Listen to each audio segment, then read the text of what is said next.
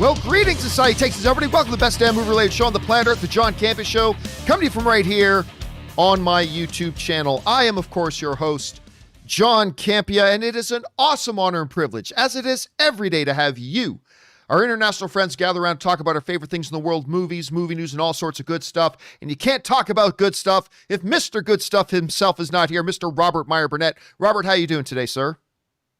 John, you gave me a new idea for a movie, Mr. Good Stuff, starring Diane Keaton, based on a sequel to Mr. Goodbar from the 70s. Hey, listen, I don't know if I can get away with that. You know, you and I were talking earlier, and there's some exciting stuff going on. First of all, tell people about the new trailer that just came out and about some of the awards buzz your other project is getting. Just quickly tell people about this.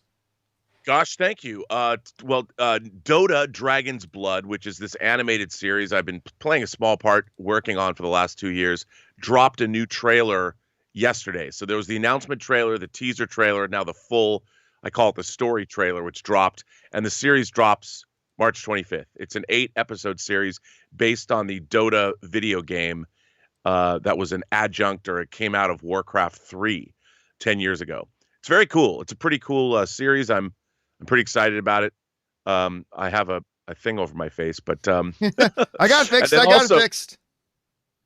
Also, the feature film that I produced, edited, post-supervised, and was the visual effects supervisor on Tango Shalom is actually airing on the Toronto Film Channel tomorrow between 12 p.m. and 9 p.m. Pacific time worldwide. For anybody who wants to, they can watch it.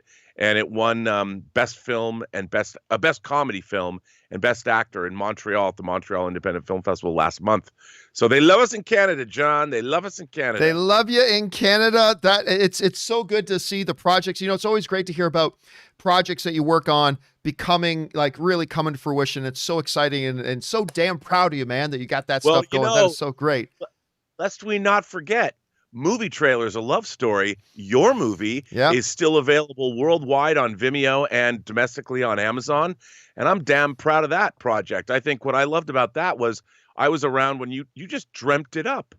And you just dreamt it up and said, you told me about it for a couple months. And then you just said, I'm going to do it.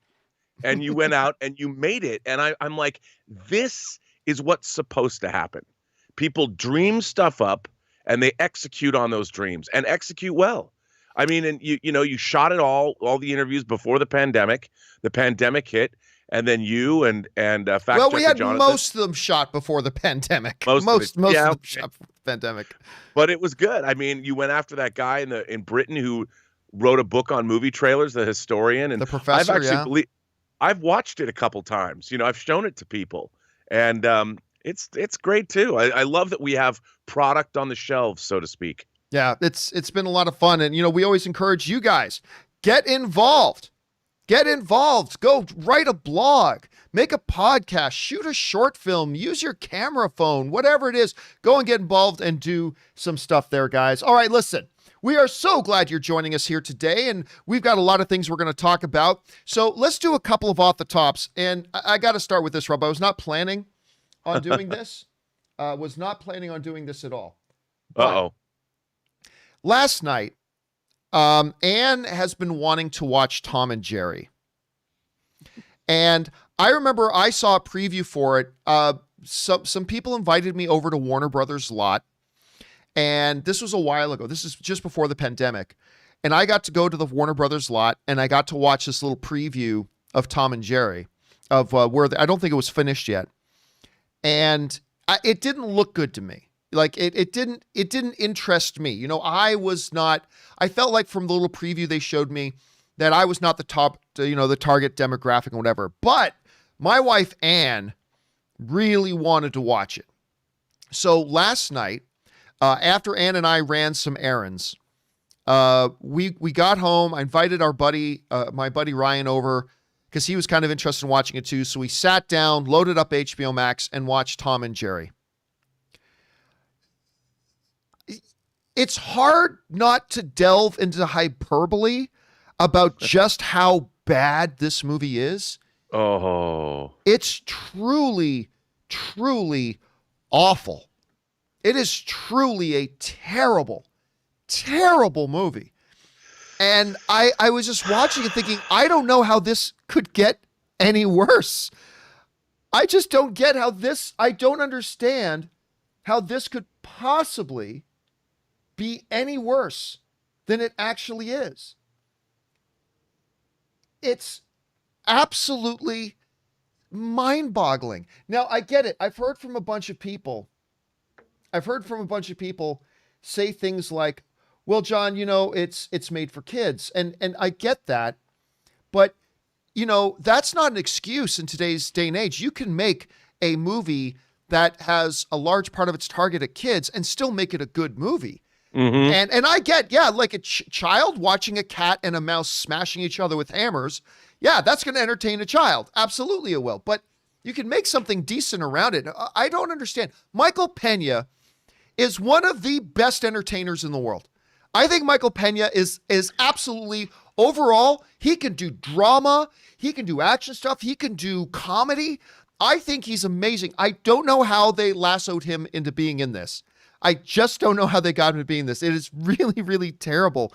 And I thought maybe it was just me, but I don't know. Like, look, I'm not trying to dissuade anybody. If you've been thinking, like, if you love Tom and Jerry and you've been thinking it would be a kick for you to watch it, I'm not going to try to dissuade anybody. Like, if you want to see it, you go see it for yourself. Because, the beautiful thing about film, Rob, is subjectivity. Just because I had a certain experience with it doesn't mean somebody else may not have a great experience with it. That's the beauty of film. But wow, I couldn't believe this thing actually made it to product. I don't know. Have you had any? You and I have never talked about Tom and Jerry. Have you had any interest in watching this? I had a little, but no one has said anything that has made me want to see it now. I have not heard good things. Yeah, I liked Tom and Jerry growing up, but I'm like, boy, I really wish it was good. I want everything to be good. And when you're combining live action, it's live action and animation, right? It's even harder. So. Yeah, I mean, that's why I was especially kind of cheering for it, because I like when they try to blend the live action with the animation. I mean, it very rarely ever works out good. The Garfield thing was terrible. The Smurfs thing didn't really work. I mean, there's Roger Rabbit, and I don't know what else has worked with that kind of classic animation stuff, but it is what it is. My question for you guys is, have you guys watched Tom and Jerry? And listen, if so, maybe you had a different experience and you really enjoyed it. I hope that you did. Maybe you had my experience and you absolutely hated it. What were your thoughts about Tom and Jerry? Jump down into the comment section below and let us know your thoughts. All right, guys, listen, one more thing off the top. And I'm going to warn you that this might be considered a little bit of a spoiler for Thor: Love and Thunder. Now, this is the headlines on a bunch of other sites, so you've probably seen this already, but I do want to give you a little bit of a warning that this would be a minor spoiler, perhaps, for something that's coming up in Thor: Love and Thunder. All right.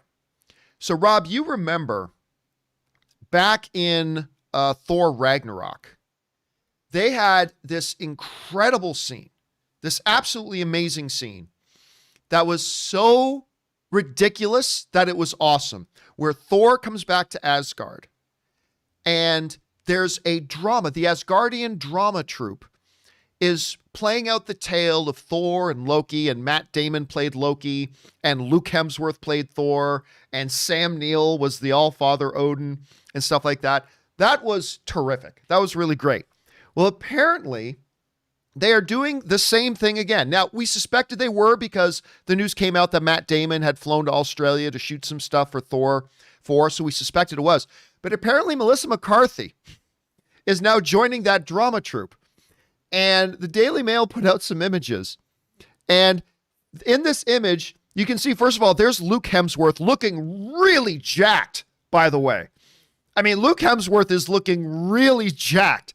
But beside him, now you have Melissa McCarthy portraying Hela. So apparently they're going to be playing out the drama of the destruction of Asgard with Hela. I think this is... Listen, I'm not the biggest fan in the world of Melissa McCarthy. I mean, I respect her. I think she's very good, whatever. But I'm not like a huge Melissa McCarthy fan. Right. But I'm telling you, as soon as I heard about this, I was like, oh, God, that's perfect. That is so perfect. Anyway, Rob, you had a chance to take a look at these images. What do you, number one, the principle of going back to that gag of the drama troupe, and what do you think about the addition of Melissa McCarthy?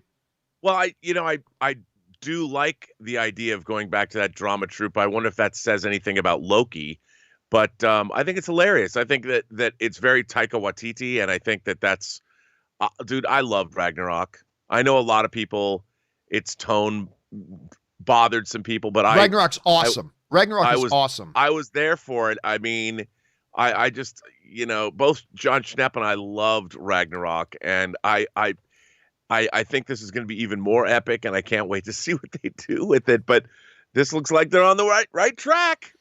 Yeah, I love that they're going back to that gag. So anyway, guys, question is for you. And of course, Matt Damon's back as Loki. Sam Neill is back as Odin. Question is, guys, have you had a chance to see these images? What do you think about it? I think this is golden, but maybe you guys don't. I don't know, whatever. Jump down to the comment section below and let us know your thoughts. Okay, guys. With that down, let's now move into our main topics today. And how do we select our main topics here on the John Campea Show? Well, it's really rather simple. You see, you guys come up with them. Whenever you come across a big topic, issue, or story that you think should be a main topic on the show, head on over anytime 24/7 to www.thejohncampeashow.com/contact. Once you guys get there, you're going to see a form. Fill it out with your topic or question. It's totally free. Hit submit, and then maybe, just maybe, you might see your submission featured as a main topic here on the John Campea Show. With that down, let's get into main topic number 1. And our first main topic today gets submitted to us by James Argenta, who writes, "Hi, John. According to Deadline, actress Indira, and I'm sure I'm always pronouncing her name, Indira Varma, has joined the cast of Obi-Wan Kenobi after her role of Ilaria Sand, Pedro Pascal's wife on the show Game of Thrones. Do you think she will be a friend or foe to Kenobi?" All right, thanks a lot for sending that in, man. And yes, we keep getting, Rob, one of my favorite words that I think I totally made up was the tangibilization. When theory starts to become reality and you can actually feel like you can reach out with your hands and touch it. It's a real thing now. And we finally, after ages of hearing about it, recently we've been finally starting to see some movement on this Obi-Wan series. And now the most recent is we've got a new cast and it's great. Indira Varma has joined, this comes to us from Variety, has joined the upcoming Obi-Wan Kenobi series at Disney+. Variety has confirmed. Varma currently stars in the ABC legal drama For Life. She is also known for appearing as Ilaria Sand in HBO's Game of Thrones. Her other recent TV credits also include Patrick Melrose, Paranoid, and Carnival Row. On the film side, her most recent releases were the crime thriller Crisis and The One and Only Ivan, the latter of which debuted on Disney+. She is repped by Gersh Principal Entertainment LA and Dizelle in Breshford. I know nobody cares about that. Anyway, this to me is really welcome news for a couple of reasons. Number one, it's just great to see more movement because with all these Star Wars things, we've just heard about delay after delay after delay. It's really nice just to be able to see and talk about actual forward momentum being done. But secondly, while I have admittedly, until not long ago, never even knew the actress's name, on Game of Thrones, she was one of the most powerful screen presences in that show. Like when she was on screen, she had this commanding presence that just drew, she just like, she was a force of nature on screen with that character she had to portray. And like all the way through with her story arc, she was just fabulous. And if she can bring some of that to a show like Obi-Wan, you know what I say, Rob? It is never a mistake to add talent. It's never a mistake to add talent. Nope. So 2 pieces of good news for me. Forward movement on Obi-Wan. Number 2, they just added a hell of a talent from what I've seen. And I like this. Rob, you heard about this. What's your take? I think it's great. I mean, I love her look. You know, she looks like a badass. I loved her as Ilaria Sand. I thought she was terrific. Like you said, she has incredible screen presence. And, you know, what I really like is if they're casting this way, you're casting really interesting people that are also great actors. And I love that. I think that there's an authenticity to her. I think she'll fit right into the Obi-Wan series. I hope she's a badass. I hope she kills people with lightsabers or something. I don't know. Either she's an Imperial officer or a disgraced Jedi, or I don't know, but I am so there for this. I'm very excited, John. Very excited. Yeah, and again, when you can get performers that can carry that kind of screen presence, it's just always like, when you look at something like WandaVision right now, when you've got an actress like Elizabeth Olsen, who's not just like she's got powerful screen presence when she commands the camera, and it just adds to it. And I think adding somebody like this is going to go a long way in that. Question is for you guys. What do you think about this news? Obi-Wan's added a new cast member in another game. We've been talking a lot about Game of Thrones alumni getting a lot of roles lately, but this is the latest one. What do you guys think? Jump on down into the comment section below and let us know your thoughts. All right, guys. With that down, let's move on to main topic number 2. And our second main topic today gets submitted to us by Preston Bell. And Preston Bell writes, "Hey, John and Rob. Hope you're both having a terrific Tuesday. So, it has just been decided that the San Diego Comic-Con will no longer be held in person in July, but virtually yet again this year. However, there are plans to have an in-person convention in San Diego in November. How do you think this will really play out? And is there a chance Comic-Con International would decide to do an in-person convention come July? Thanks." All right, thanks for sending that in, man. And yeah, of course, last year, one of the many, many, many casualties of the pandemic, as far as events and things like that goes, was Comic-Con. Now, if you remember, Rob, they held in to the last minute. I mean, they tried as good as they could to try to be able to pull off an in-person live event. And of course, at the end of the day, cooler heads prevailed. They realized, no, we're not going to be able to make this work. And at the last second, they kind of went virtual. One of the repercussions of that last second decision was the virtual event was, let's say, lackluster. There were a couple of really cool virtual panels, but they didn't really have a good amount of time to prep for a virtual event. They were still trying to pull off the live thing. They didn't have a lot of time to really promote the virtual event, really make it attractive to potential people who want to come and be a part of it and all that kind of stuff. So it seems like this year they're saying, you know what? We just know we're not probably going to be able to do it. So let's give ourselves a lot of time to announce well in advance, months in advance, that we're going to do this virtually and try to do it right. This comes to us from the folks at Variety who write, San Diego Comic-Con, the largest fan convention in North America, will not be held in person in 2021 due to the COVID-19 pandemic, organizers announced on Monday. Instead, the event will be held virtually over 3 days from July 23rd to the 25th. In addition, Comic-Con International, the organization behind San Diego Comic-Con, is planning an in-person convention in San Diego to be held in November of 2021. While we are buoyed by the rollout of vaccines and the growing number of individuals being inoculated, it appears that July will still be too early to safely hold an in-person event of the magnitude of Comic-Con. And that, of course, came from a Comic-Con representative. Rob, there's two thoughts I have on this. There's actually three interesting thoughts. The first two lead into the third. Thought number one, this is a good move. I mean, right now, I think having things like movie theaters and bowling alleys and restaurants open is a different thing than having 150,000 people crammed together like sardines in a convention center. It is fundamentally different. I miss Comic-Con last year, man. I missed it so bad, but it is a horse of a different color. And even if in July, if the movie theaters are open, that's different because, Rob, you and I keep talking about, even in non-pandemic years, most people end up getting the Comic-Con crud. And can you imagine what would happen if like 15 people with COVID were in that sardine canister? It could be bad. So I get it. I get why they're not doing it there. I also think it's very interesting that they are planning on doing a live event in November. I actually do think November, while not a lock and certainly not guaranteed, but I do think November offers possibilities. I think there are possibilities and potential that they would be able to pull off something on a little bit of a smaller scale. Maybe not your full 150,000, 200,000 people, but maybe on a bit of a smaller scale. Here's the one thing I question about it, though, Rob.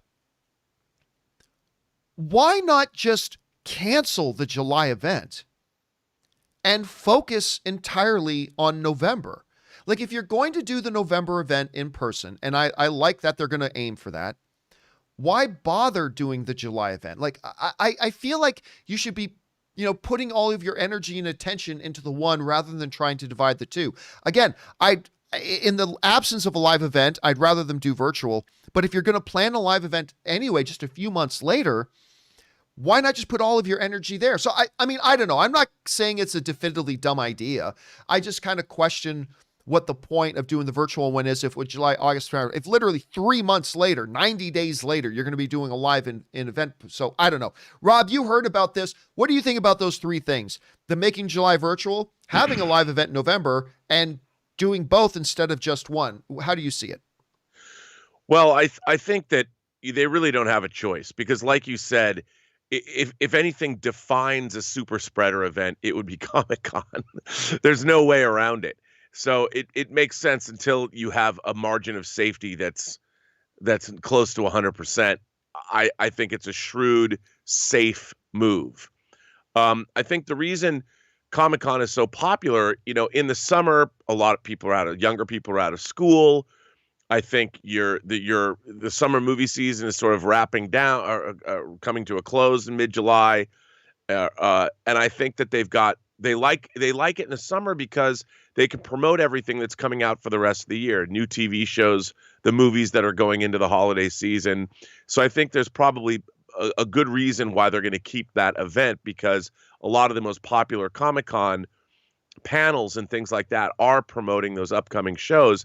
But again, like you, in November, the who's gonna you're going into the holidays, so who's gonna go to San Diego to some big event when you're however many days away you are from Thanksgiving and beginning the holiday season? People are still in school, college is still going on, and I don't know about the wisdom of that. I'm sure they have some logic that I am yet to be made aware of, but it seems to me. Like you said, I don't think November is a great time for Comic-Con for a number of reasons, like I've just stated. But I don't know why do one and not the other. If they're going to go to November, why don't you just throw the event in November? But I just don't see that they could get near the attendance that they get in the summer. But doesn't that work in their favor maybe a little bit? Because I'm thinking even if you do it in November and things are clear in November, you probably don't want to have a full 150, 200,000 people in there. Sure. And maybe do it in November just kind of naturally would help reduce the amount of people. You want to get a live event up and running again, but you don't want it full scale. I don't know, maybe what you're pointing out about like Thanksgiving, which I think is a great observation, Thanksgiving, Christmas and things like that. I still get confused when I hear Americans talk about Thanksgiving because real Thanksgiving isn't in November, people. I'm Canadian. But I still get like it. Maybe that works in their favor. I don't know. Maybe I'm just trying to be optimistic. I just think, no, I can see that. I mean, but I just think in November, the interesting thing about Comic-Con that a lot of people might not know is people travel from all over the world. Yes. And all over the United States to go there, which is one of the reasons it's so appealing. You get to catch up with people you might not see except at Comic-Con who live on the other side of the country from you. And I just don't know if November is the best time to be throwing this because people are Comic-Con's a big thing. If it's going to be 5 days, if you include preview night, that's a huge commitment people have to make in the month of November when school is still going on, unless they're planning to do it over the Thanksgiving break. I don't know, but we shall see. You might be right. I mean, it's a good way to sort of get back to doing Comic-Con by launching a smaller event that isn't so huge. Maybe that's what they're planning on doing, ramping up again, I can see the logic behind that. Question is, guys, what do you think about this move? Number one, going virtual in July. I think it's probably a good idea. You can't have 200,000 people together. Plus, you want some time to ramp up for your virtual event. Hopefully, they can do a much better job than they did last year, although they did a pretty good job considering the short amount of time they gave themselves to pull it together. And then November, a live event. I'm not going to lie. I'm going to go in November. But probably just because I miss it so much. Right. But I know, guys, what do you think about this whole thing? Jump down into the comment section below and let us know your thoughts. Okay, guys. With that down, let's move into main topic number 3, shall we?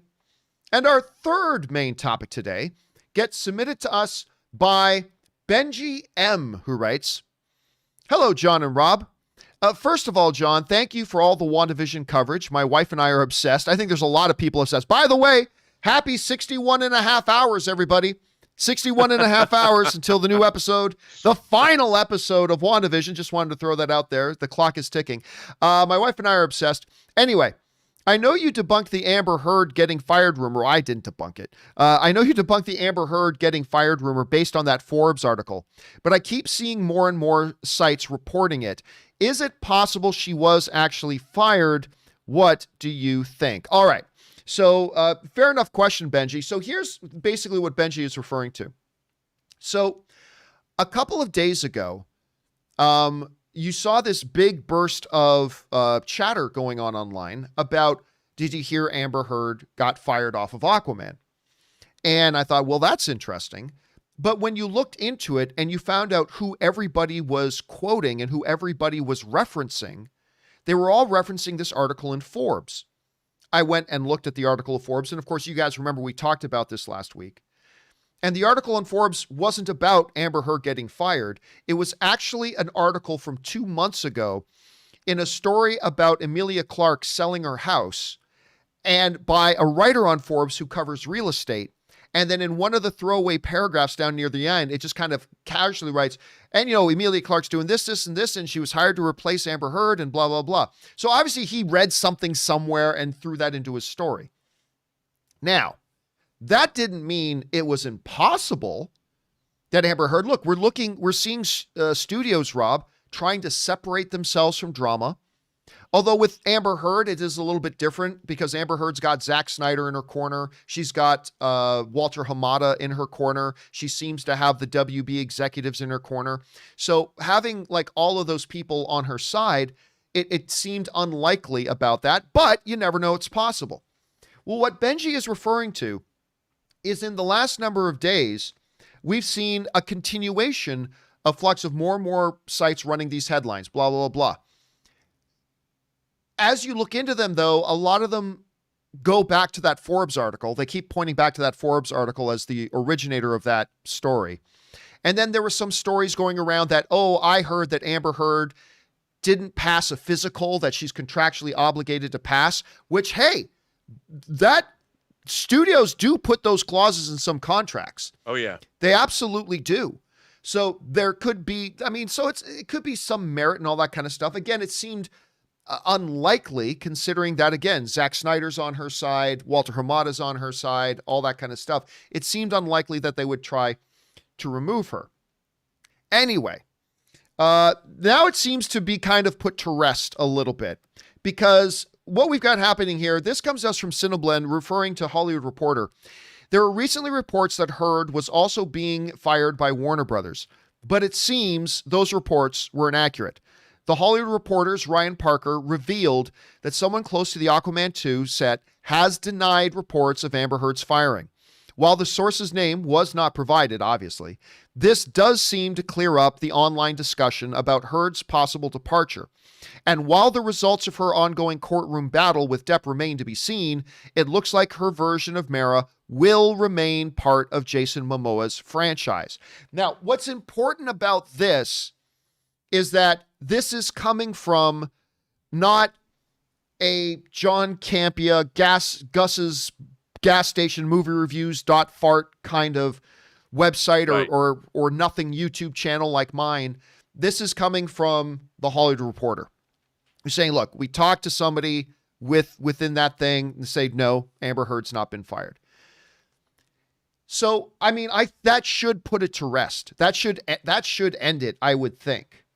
If there was never any legitimate news saying that she's been fired, if you understand that Walter Hamada, Zack Snyder, and the execs of Warner Brothers are on her side, and now in the light of all the rumors going around, the Hollywood Reporter is actually coming out saying, nope, I touched base with my studio rep there. She's not been fired.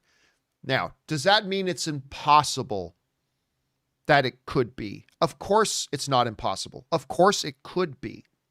But I think if you're going to be rational about it, at this point, you have to say, we've got to assume she's not been fired from it. We have to assume she is indeed still Armera. And if other legitimate factual evidence and news comes to light, we can revisit that and maybe change and say, okay, well, maybe she was. And maybe we got to keep that in the back of our minds.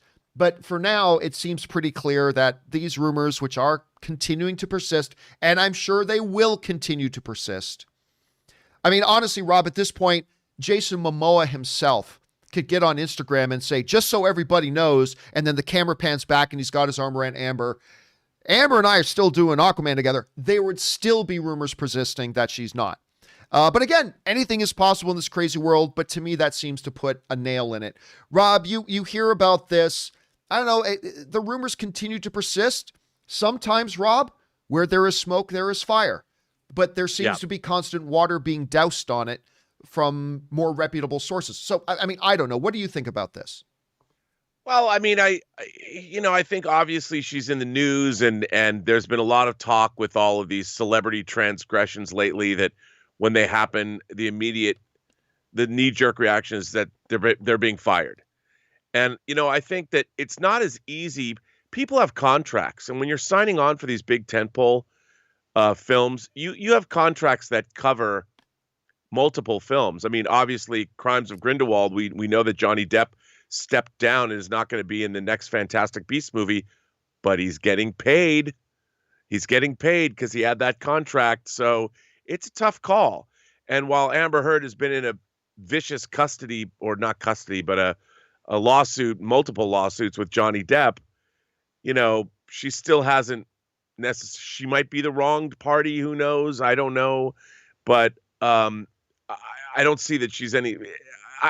Look, it doesn't surprise me that she would get fired, especially over health issues. Maybe she's been self-medicating too much. But on the other hand, maybe she hasn't been, and it's just business as usual. And this is what the hype train brings into the station. It's like, she's gonna get fired, and it's like, one site, we see it all the time. One site reports something like this. Somebody hears something from somebody, and these rumors are reported, and then they become something that's reported on by other people. But a lot of the time they turn out not to be true. But I could see it going either way because, first of all, no studio needs this kind of publicity on any of their projects. You're making an Aquaman movie. It's a family-friendly superhero franchise for the whole family, a 4-quadrant film. So what do you need this kind of press before you've even started making the movie?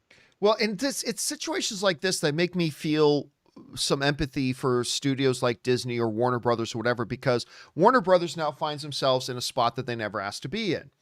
If they keep Amber Heard, there's going to be a segment of people that get all butthurt. If they let Amber Heard go, there's going to be another demographic of people that are going to be extremely butthurt and upset. And it's like Warner Brothers is sitting there. It's like, what the F did we do? Like, we didn't ask for any of this. You actors with your bullshit TMZ lives causing us grief.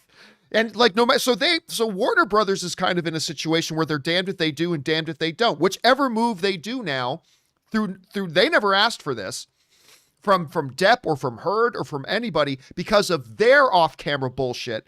Warner Brothers has to take heat. And on that level, I kind of feel a little bit bad for them. I feel bad from that level. Anyway, question is, guys, what do you think about this? I mean, listen, an actor is expendable. So, I mean, maybe Amber Heard doesn't end up in this thing. It's difficult to believe that, understanding all of who was in her corner, including like the studio had Walter Hamada, the executives, Zack Snyder continues to want to work with her, all that kind of stuff. And now we're getting reports from the Hollywood Reporter that the studios confirmed to them that Amber Heard's not going anyway. But the rumors are going to persist, and you never know. But question is, guys, what do you think about this right now? Jump down into the comment section below and let us know your thoughts. All right, guys. With that down, let's move into our fourth and final main topic today. And our fourth and final main topic today gets sent in to us by Isaac Beebe. And Isaac Beebe writes, "Hey, John, I just saw a tweet from the Today Show in Australia saying that Chris Hemsworth, Matt Damon, and Idris Elba attended an 80s-themed birthday party in Sydney. Thor: Love and Thunder is currently being shot in Sydney. Does this mean that we could see the return of Heimdall, even though he was killed in Infinity War? All right, thanks for sending that in. And yeah, this is interesting. This is interesting. Now, normally, you know me, Rob, I'm always the wet blanket. You know, whenever something comes out that looks like it could be for something, I'm the one who says, don't read into it. That's nothing. I'm always the wet blanket, right? You are. I am the wet blanket. Someone's got to be the wet blanket. Might as well be me. Well, here's the thing. What's happening? Here's the situation. There, of course, Thor Love and Thunder is shooting in Australia right now. Right? And what has happened is that there's been a birthday party. I believe it was like for Chris Hemsworth's personal assistant. I think that's who the birthday party was for. I'm not completely sure about that. But it was this themed birthday party in Australia. You know, you got to purposely be in Australia if you're not Australian. And photos from the party came out and Idris Elba was there and him and Chris Hemsworth were taking pictures together. Why was Idris Elba in Australia? And this has started some people buzzing. Ooh, maybe he's returning as Heimdall for Thor 4.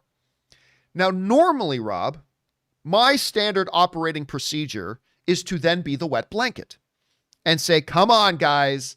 It's a picture of two friends taking a picture with each other at a birthday party. Yeah, it was in Australia. That looks a little fishy, but it's two guys. Let's not, you know, we as especially genre fans, Rob, we have this habit of grabbing onto any little piece of information and trying to develop an entire, you know, theory around it. And he's back. But I will tell you why I'm not going to be the wet blanket this time. I am not going to be the wet blanket this time, and I'll tell you why. Aye. There's a couple of things. Number one, is the Australia angle. I mean, again, you just don't happen to be in Australia, right?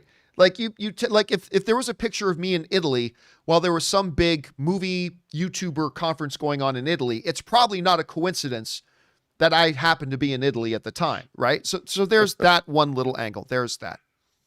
The second little thing, and this is a little thing, the second little thing is nobody dies in the MCU. It is the Marvel fake death universe. I mean, so don't worry about it. We're watching a show right now called Wanda and the name of a character who has died already twice in the MCU. So, I mean, there's that, right? So the fact that Heimdall died in one of the movies means nothing. Absolutely nothing. But here's the third thing, and this is the key one, Rob. I can't remember if it was you or Ryan who was telling me this, but a few weeks ago, there were some whispers going around that Idris Elba was going to appear in Thor 4. There were some whispers going around, and a number of journalists and YouTubers and things like that, we all heard the same thing.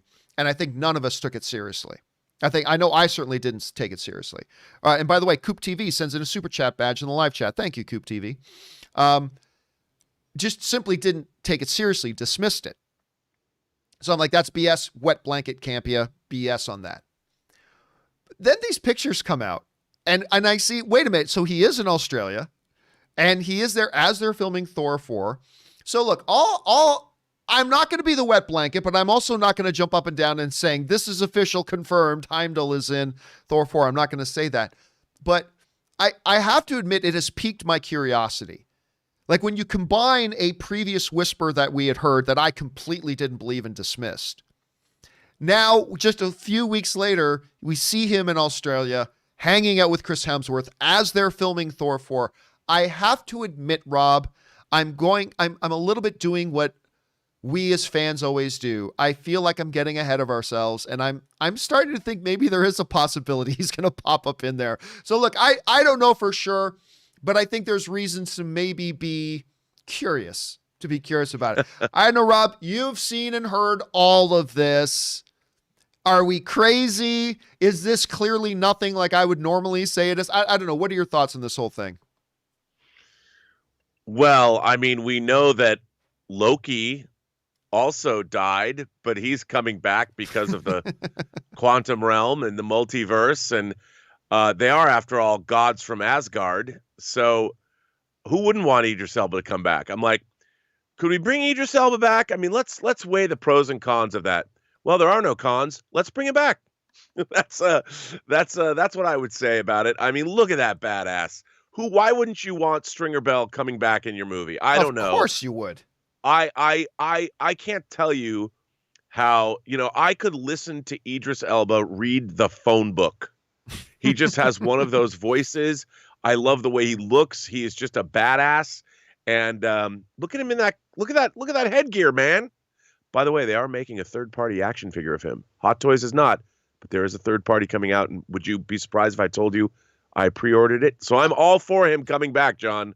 Bring him back. I'll be honest with you. I'd be surprised if you hadn't already ordered it. I mean, obviously, you would love to have him back. Obviously. Yes. So look, yes, I would. I'm not sitting here saying that I think this is it. Idris Elba's going to be in Thor 4. I'm not. I'm just going to point out that, hey, I'll say it. When there was a whisper and a rumor that I completely dismissed, I'll admit it. I completely dismissed it. And now something else looks like maybe there's something to it. I don't know. That's where I'm landing on right now. Instead of my normal wet blanket self, I'm going to say, actually, I don't know. Question is, guys, what do you think about this? Are you taking the wet blanket approach like I normally do? Or are you kind of thinking, maybe there's something to this? Who knows for sure? But whatever you think, jump down into the comment section below and leave your thoughts there. All right, guys. With that down, let's now move on and start taking your live questions. And how do you get a live comment or question on the show? It's really simple. Simply go down in the description of this video and you're going to see a tip link, or you can enter it in manually at www.streamelements.com/movieblogtv/tip. Make sure you include your name on there because I'm going to make sure that you guys get a shout out there. You'll be getting your comment or question on a video, and if it's reasonable, of course, and of course, you'll be supporting the show at the same time. And all of us involved with the John Campea Show, thank you guys very, very much for your engagement and, of course, your support. All right. With that down, let's get into those live questions, shall we? And we're going to start things off here with Sam Robinson, who writes, what does he write? I lost it. There it is. I just watched your recent video on Lady J, and now I'm curious, what is your opinion on Carnival Row? We were just talking about Carnival Row with the new cast member joining Obi-Wan. I loved it, but haven't really seen anyone else's opinions, so have no idea how well it was received overall. Happy belated birthday, by the way. Thank you so much, Sam. I'll tell you what, I liked Carnival Row. I didn't love it. I watched the first couple episodes with Anne, and then I kind of got caught up later. My wife, Anne, though, Rob, loved it. She loved Carnival Row. Did you have a chance to watch it yourself? Yeah, I mean, I'd been following this project for the better part of 2 decades. Travis Beacham, who wrote Pacific Rim, wrote a Killing on Carnival Row as a spec script. Guillermo del Toro was interested in directing it at one point. And I really was excited for the show. I thought, expanding it out to a series, I liked a lot of it. I didn't think it was genius, but I really liked the show. And I'm looking forward to seeing the second season. So I'm a fan. I really like the world that they built, and it's beautifully produced. And I liked all the actors and the characters for the most part. And so I'm a fan. All right. Next up, we got Mike Corleone, who writes, one of two. The writers-directors of Endgame both have contrasting views as to whether Cap was already worthy of wielding Mjolnir in Avengers Age of Ultron. You'll find that the writers and the directors of Infinity War and Endgame contrast on a lot of different issues, actually. But at any rate, wielding Mjolnir in Avengers Age of Ultron. Russo say Steve was just faking it and could have lifted it at any time, but didn't want to offend Thor. Meanwhile, Christopher Marcus and Stephen McFeely, those are the writers of Infinity War and Endgame, say he genuinely was unable to lift the hammer in Age of Ultron, as he was still being held back by lying to Iron Man about Bucky killing his parents. What are your thoughts? So my thoughts are this, and I think I said this before. The very notion of Cap faking lifting Mjolnir is in and in itself a lie.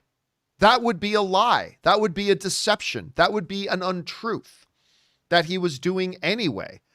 So, and look, and if Steve didn't want to show up Thor, then he wouldn't have said, all right, I'll take a crack at it and rolled up. He just wouldn't have done it if he didn't want to potentially show up. So no, I don't think Steve would have lied about it. I think Steve, my interpretation has always been, I'm with the writers on this.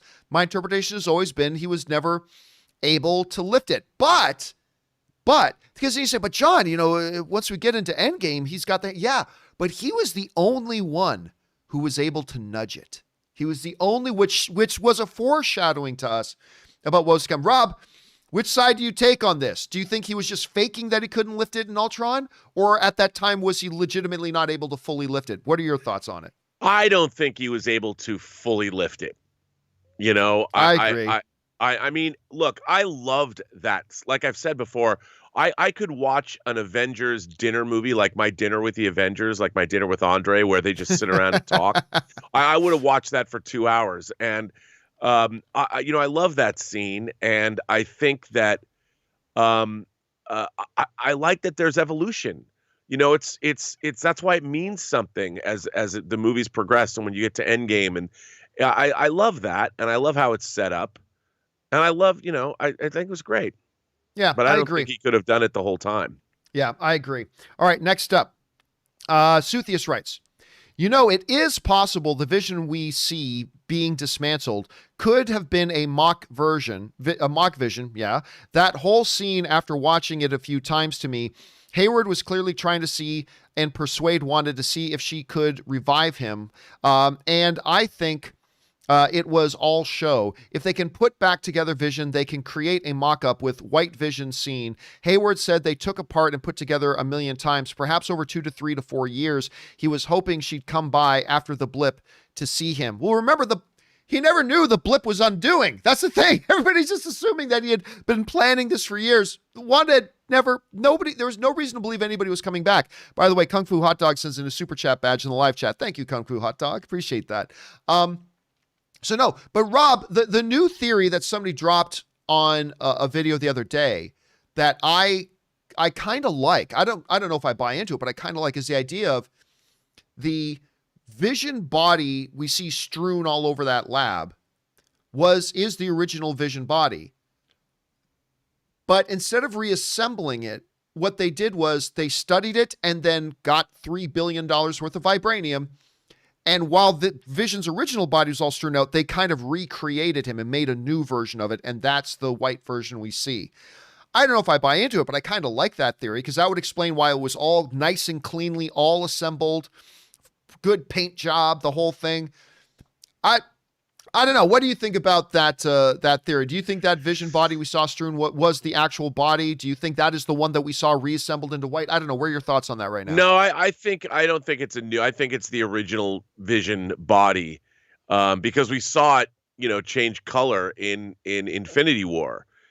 Bled whatever that color is. It was the life was sort of bled out of him, and I think that without Stark and without what was being done with Banner and Stark to create together Vision, I don't think it could be done. I don't think that the work could have been duplicated no matter whose sword had on their side, unless they had, I don't know, extraterrestrial technology or something. But yeah, I know. I think it's the original Vision.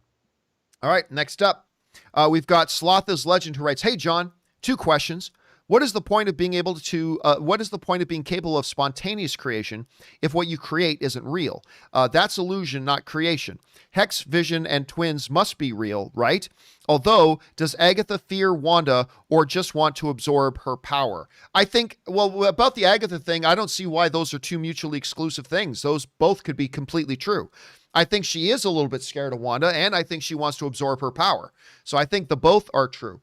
As far as all that kind of stuff, remember, all we've heard, everything we hear from Agatha is Agatha's theories.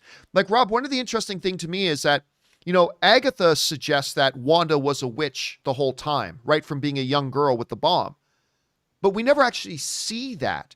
All we hear is Agatha's theory, and which may be real, which very well could be what it actually is, but she may be wrong.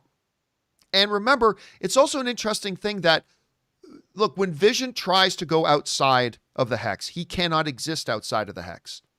He just can't be there. Now, you could argue that's because Wanda has a specific spell on Vision that Vision cannot leave, maybe, or some other kind of variant of that. I think the implied message is that this Vision, who kind of talks about the memories of a different Vision being a completely different person, I think the implied message of the show is that he can't exist outside the hex. I don't know, but it is a good question. Like, because, she does say, Agnes does say, you're capable of spontaneous creation. Is that her laying out a narrative truth, or is that her saying what she's seen happen inside the hex? I mean, I don't know. What's your take on that right now? No, I think that she's speaking overall. I think, we saw in her little introduction that she came to the hex when it already existed. Yeah. I think that Agatha Harkness felt, or whatever, didn't realize that Wanda, she might have realized Wanda existed, but that this kind of power had not existed before. And this was like a beacon, a lighthouse to anybody that was tuned into the mystical energies. And that's why she showed up. She's like, my God, who is this person and what's going on? And I need to find out, to harness this power, to use this power. In the comics, Agatha Harkness became sort of a mentor to Wanda. And I think that she's been probably around and in hiding, and to see an explosion of mystical energy out in the open on this level is of enormous importance. And she's never probably seen anything like it in hundreds of years. So she went to find out what the heck's going on. And I think Agatha's hedging her bets. She doesn't know what quite is going on yet. She thinks she does. But, the revelation at the end when she says, you wield chaos magic, you're the Scarlet Witch, she's kind of just figured it out. But I don't think she knows everything. Yeah. I think there's a lot more going on, and she's investigating it as much as she is trying to benefit from it. I agree. All right, next up. Anton writes, 1 of 2. Hey, John and Rob and Aaron, who's not here. Big fan in Ireland. Love the show. Hear me out. Regarding a character in WandaVision, I still think there's more to the character of Dottie. I think she'll be revealed to be none other than Agatha's mom. She's one of the few who wasn't shown to have a hostage profile in episode 4. I think they did show that she had one. I'm not positive about that. She's nowhere to be seen when Wanda drives through Westview towards the end of episode 8. I think Salem became Westview. Wanda creating the hex allowed Agatha's mom to live again, but only in the hex. I mean, I like the idea that Westview is Salem. I kind of buy into that Westview is in the location of where Salem was. I mean, I don't know that. There might be a million reasons why I shouldn't think about that. But maybe, I don't see it though. I just don't see that sort of connection that she's like, why would she be, how would Wanda reincarnate her from the dead to bring her back? So I'm going to go out on a limb and guess that no, I don't think Dottie is Agatha's mom. But, I mean, if it is where Salem is, I mean, listen, Anton, maybe you're onto something. There could be a lot of different possibilities there. Something we'll have to keep our eye open. And if it turns out Dottie appears in the final episode and says, I'm Agatha's mom, and her little energy crown appears, well, then, Anton, we will remember that you called it. All right. So there was a 3 of 3. Someone said before that there might be an emphasis on plants to do with witchcraft. In episode 1, Agatha compliments Dottie's roses.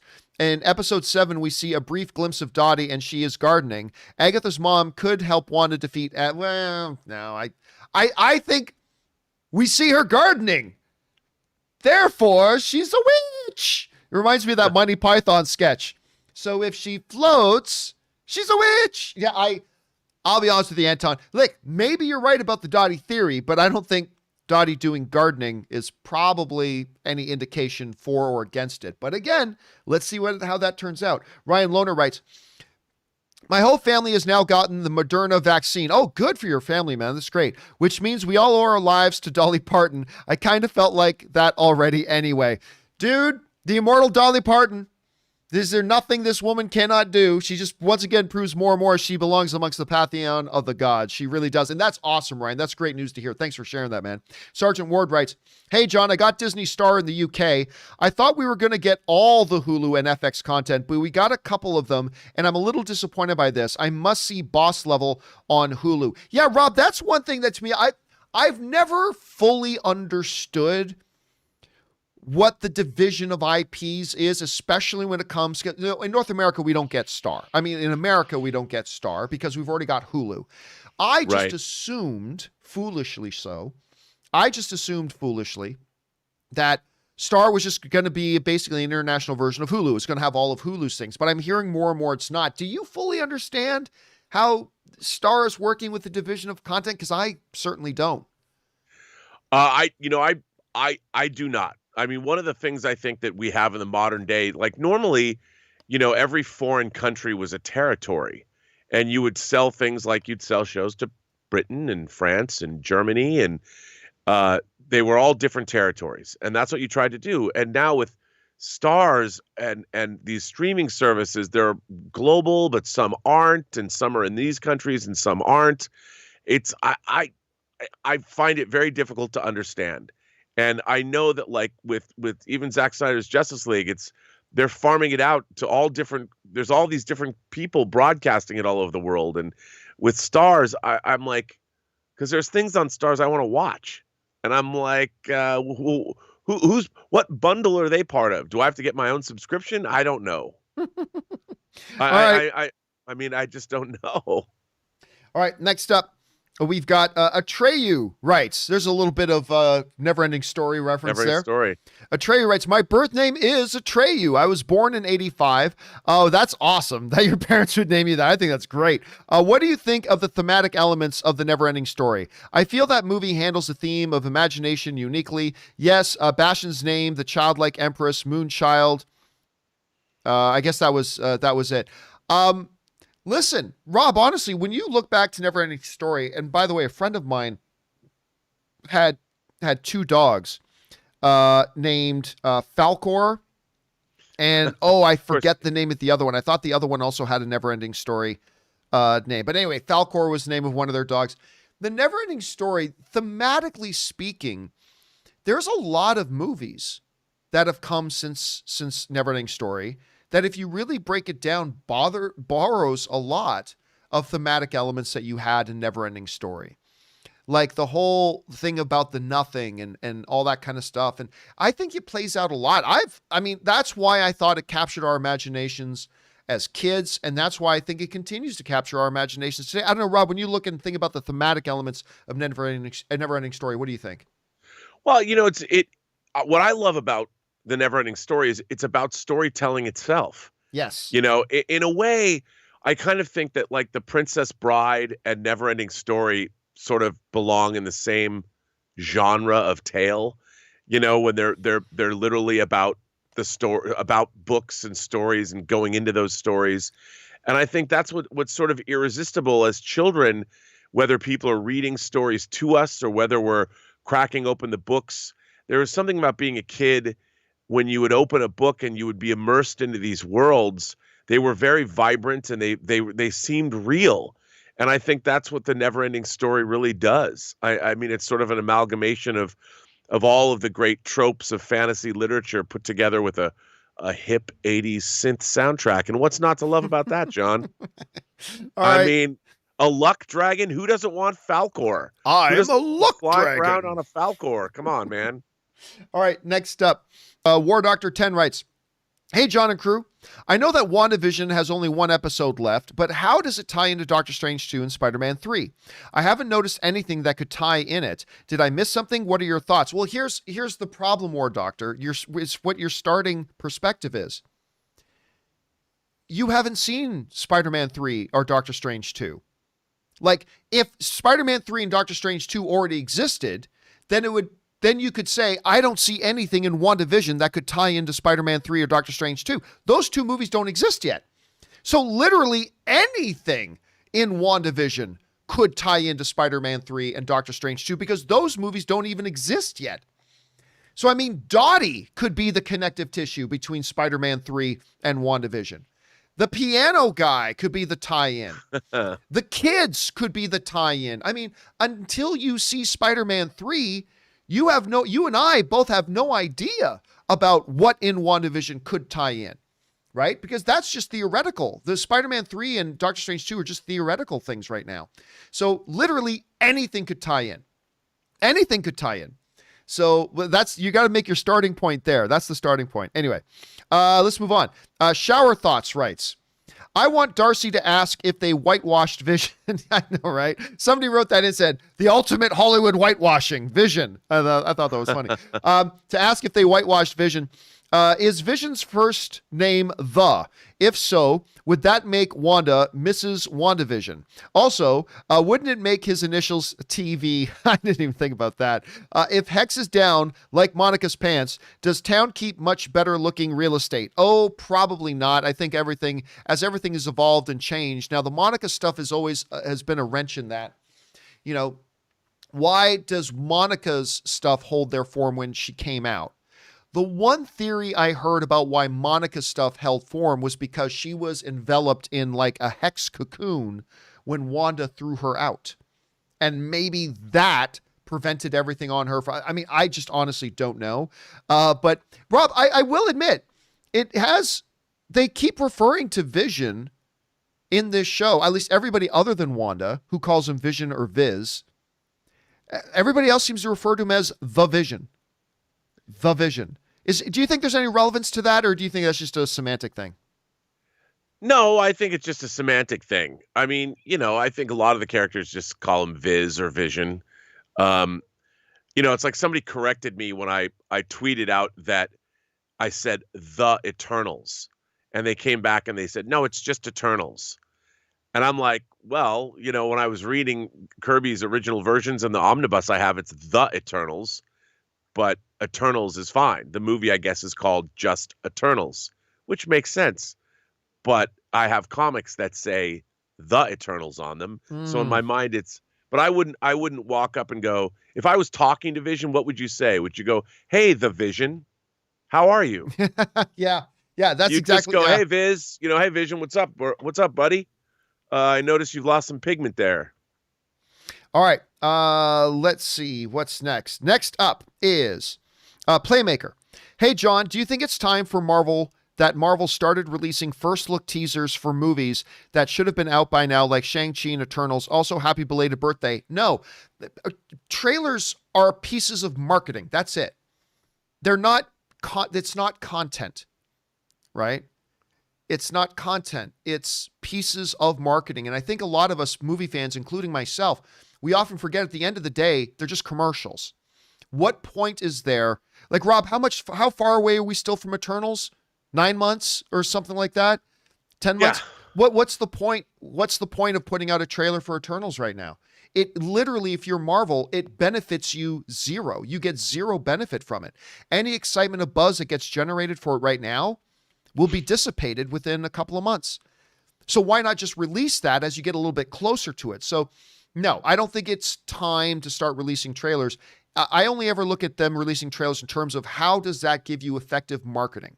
And when you're still this far out, now I wouldn't be surprised if we're not too terribly far away from getting some looks at Shang-Chi. I don't think we're terribly far away from that. But because it is coming out this year, like it's coming out in how many months? July 9th. Through July 9th. So I wouldn't be surprised. So we're in March right now. March, April, May, June, July, 4 months. I suspect probably within the next 40 days, we'll probably get our first look there.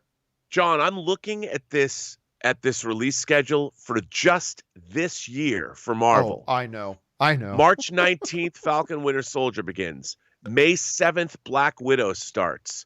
May 21st, well, now I guess it's July 11th, but this old schedule was Loki. Then Shang-Chi was going to be July 9th. What If was going to start in July. Miss Marvel was going to be September 24th. Eternals was November 5th. Hawkeye is November 19th. And then Spider-Man No Way Home. I mean, we're getting, it's like there's Marvel for every week for the next year. I know, this feels like, right? I mean, but that's one of the things we knew was going to be a repercussion of what happened with 2020 going in the toilet. Was a lot of this, and we'll see. But to get back to the question, I think soon we'll probably see something for Shang-Chi because that makes sense for marketing the product. But yeah, that's kind of my take on it. All right, next up, Messi's the GOAT writes. So Recently, after hearing you reference House of M, I decided to start reading comic books for the first time. Nice. And after finishing the series, I'm hooked. I'm about to start The Court of Owls. That's a lot of people love The Court of Owls. And was wondering what other series you would recommend reading. Well, there's a couple that I think are really key. I'll do one DC and one Marvel one. The DC one I often go back to, just because I love the way it ended, was the Batman Nightfall series. It's the series where Bane comes into the picture, famously breaks Batman's back. Jean-Paul comes in and takes over the mantle of the Bat, the eventual return of Bruce Wayne that culminates a little bit later in, Rob, what is, you've heard me talk about this, my favorite, it's weird to talk about scenes in comic books, but my favorite all-time comic book scene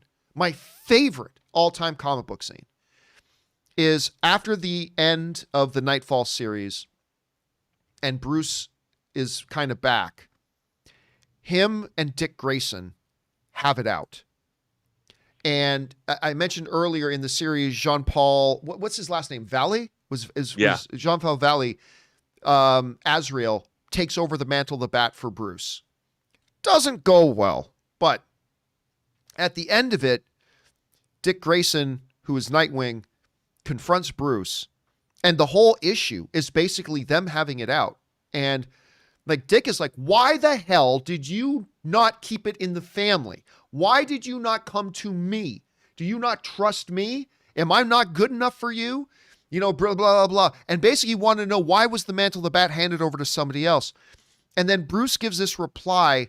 It was really great, but I don't want to give it all up, but the ending of it is, Bruce basically says, and I'm paraphrasing the line a little bit, but this is pretty much it, where he says, he puts his hand on Dick's shoulder and he says, this is the way it always is between fathers and sons.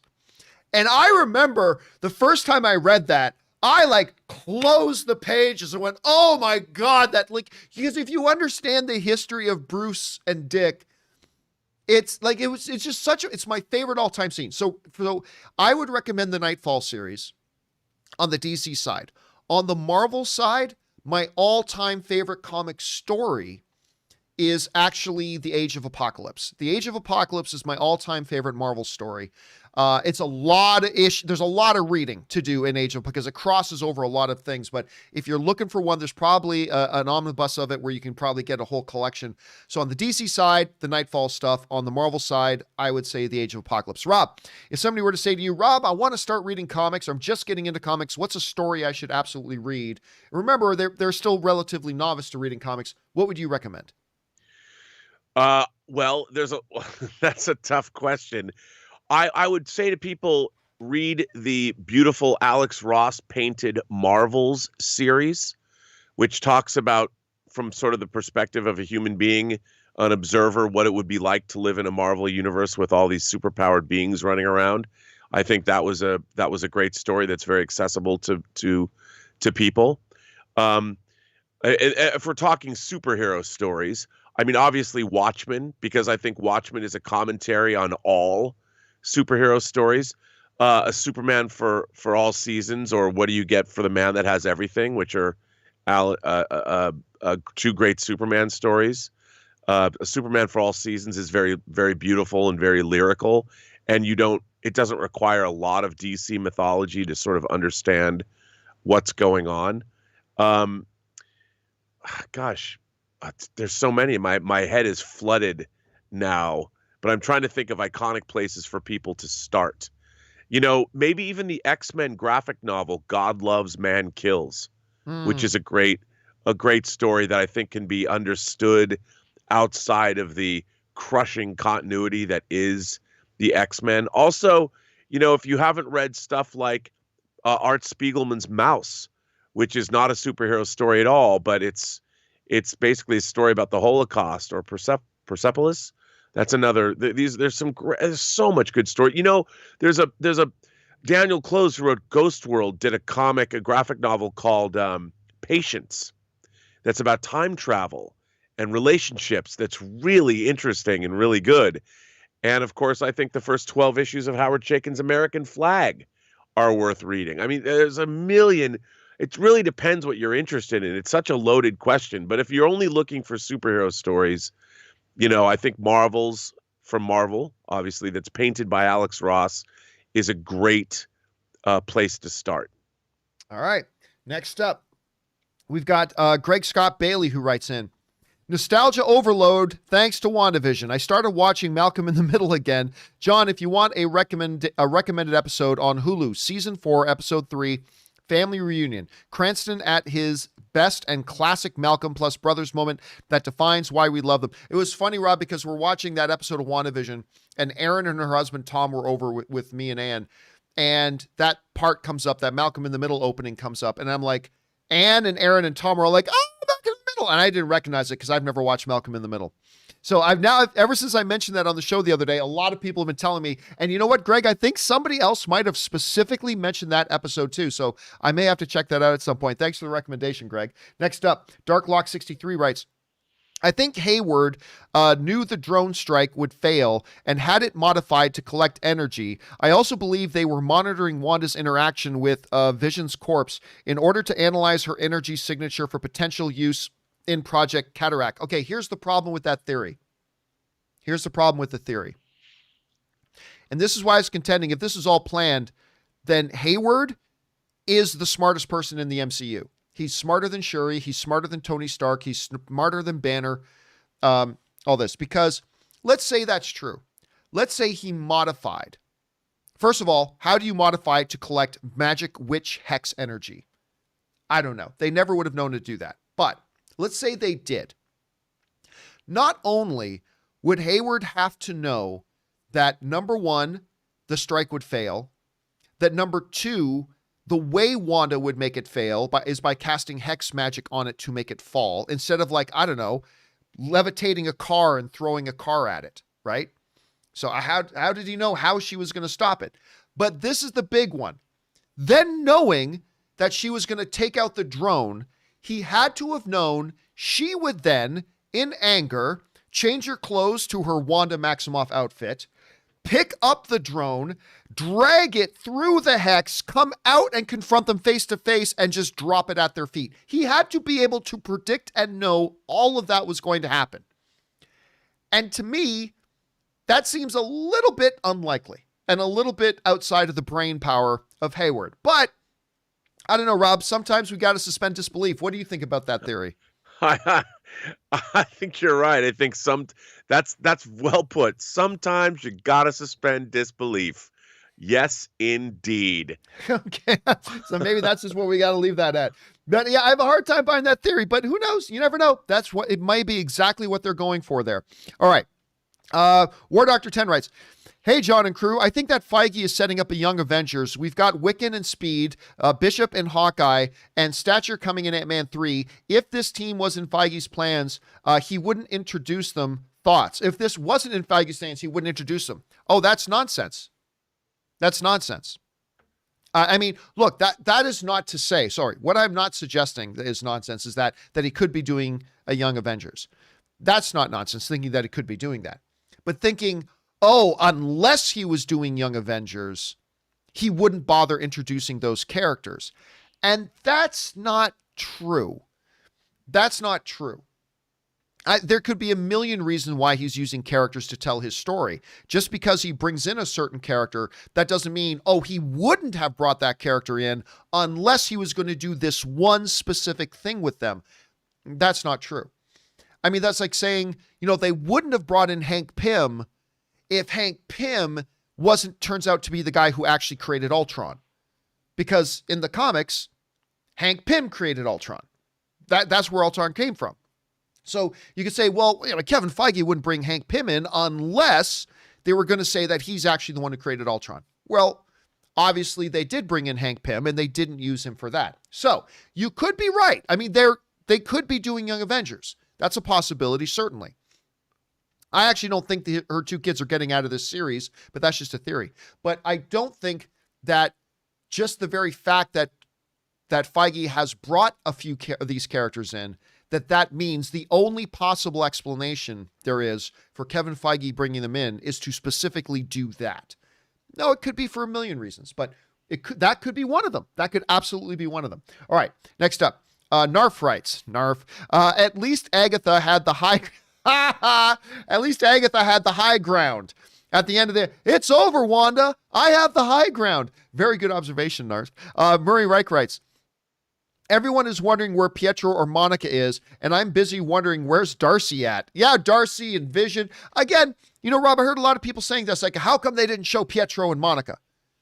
Or like saying, well, why didn't they show? Because this episode needed to focus on Agatha and Wanda. We still have another episode to come. Rob, here's a question for you, though, connected to this.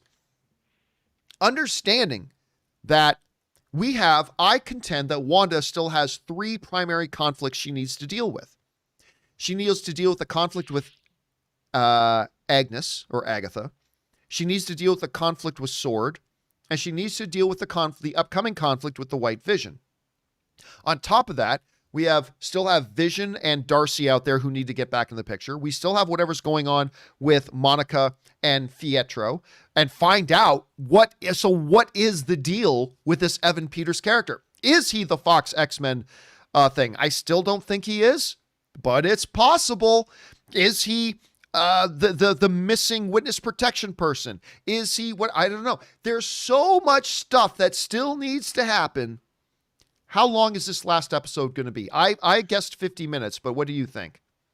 Oh, I think it's got to be long, and I think you left out a crucial thing they also have to resolve. What is going to happen between Wanda and herself? Yeah, that's the big one. This whole thing started off because of her grief. She comes back from the snapping, from the blip, and realizes Vision is gone. And I can't believe the state of it. She finishes battling Thanos. I mean, can you imagine?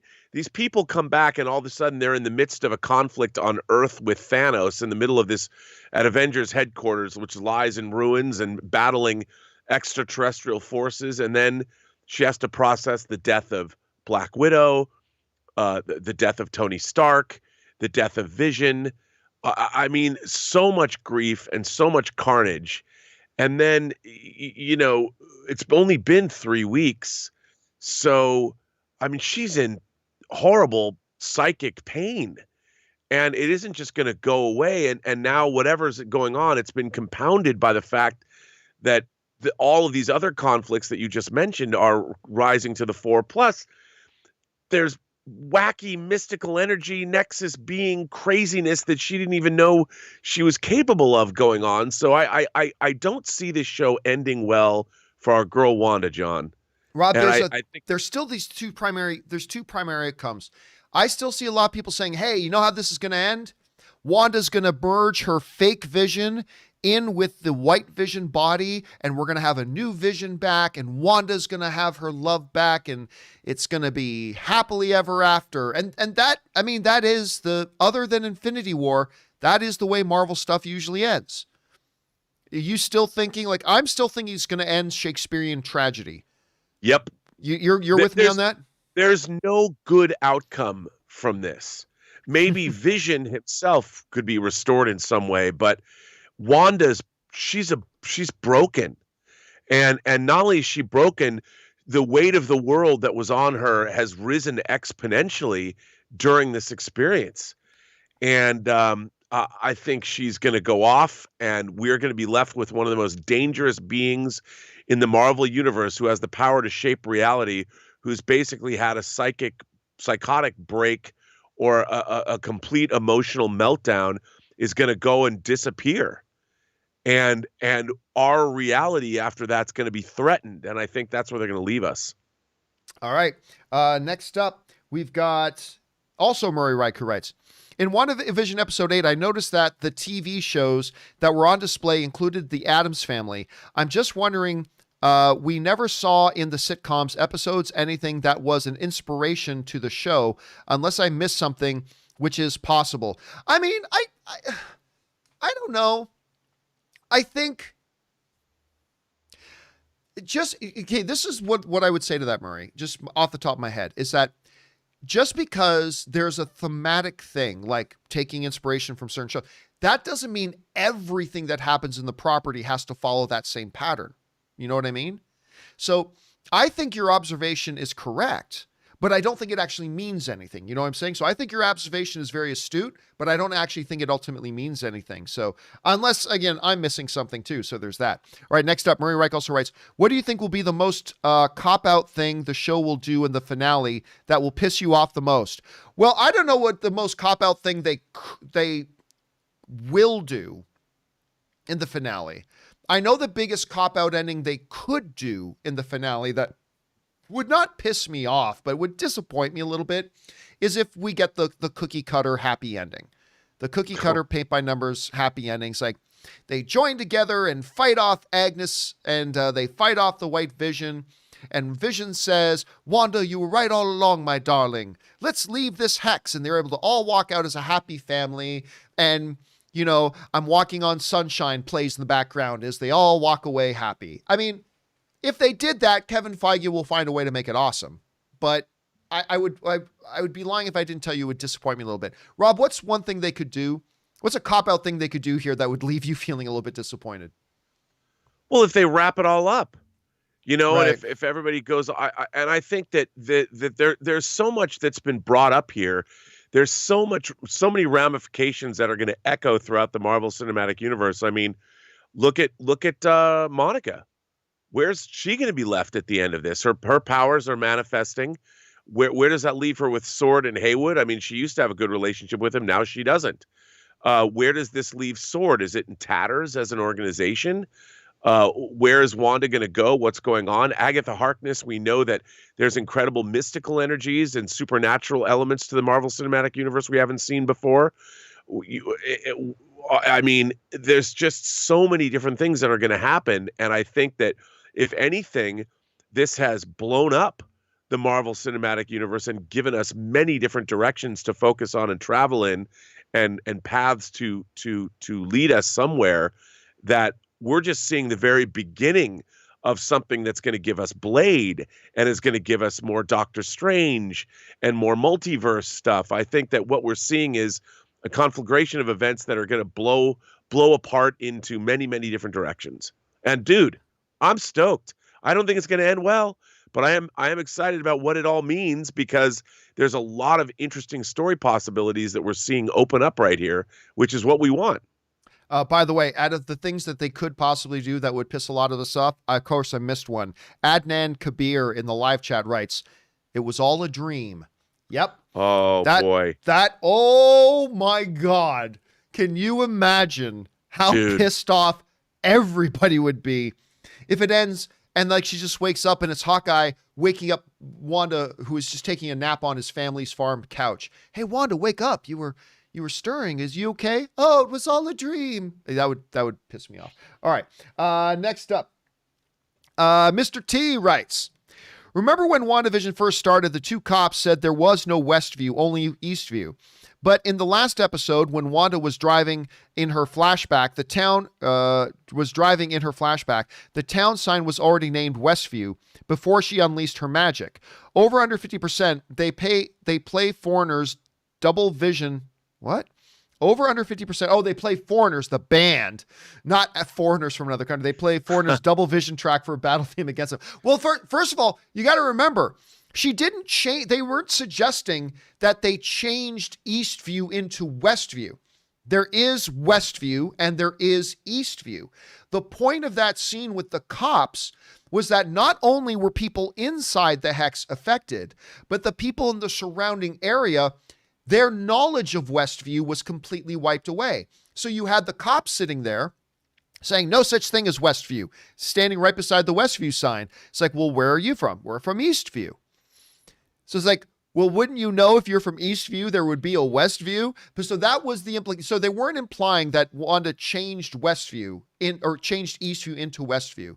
There was just that. I don't know, Rob, did you see it another way or is that how you saw it? No, too? I kind of saw it the way you described it. I mean, I didn't. I think they just didn't know what was happening. It was all residual effects. So yeah, I agree. All right, next up.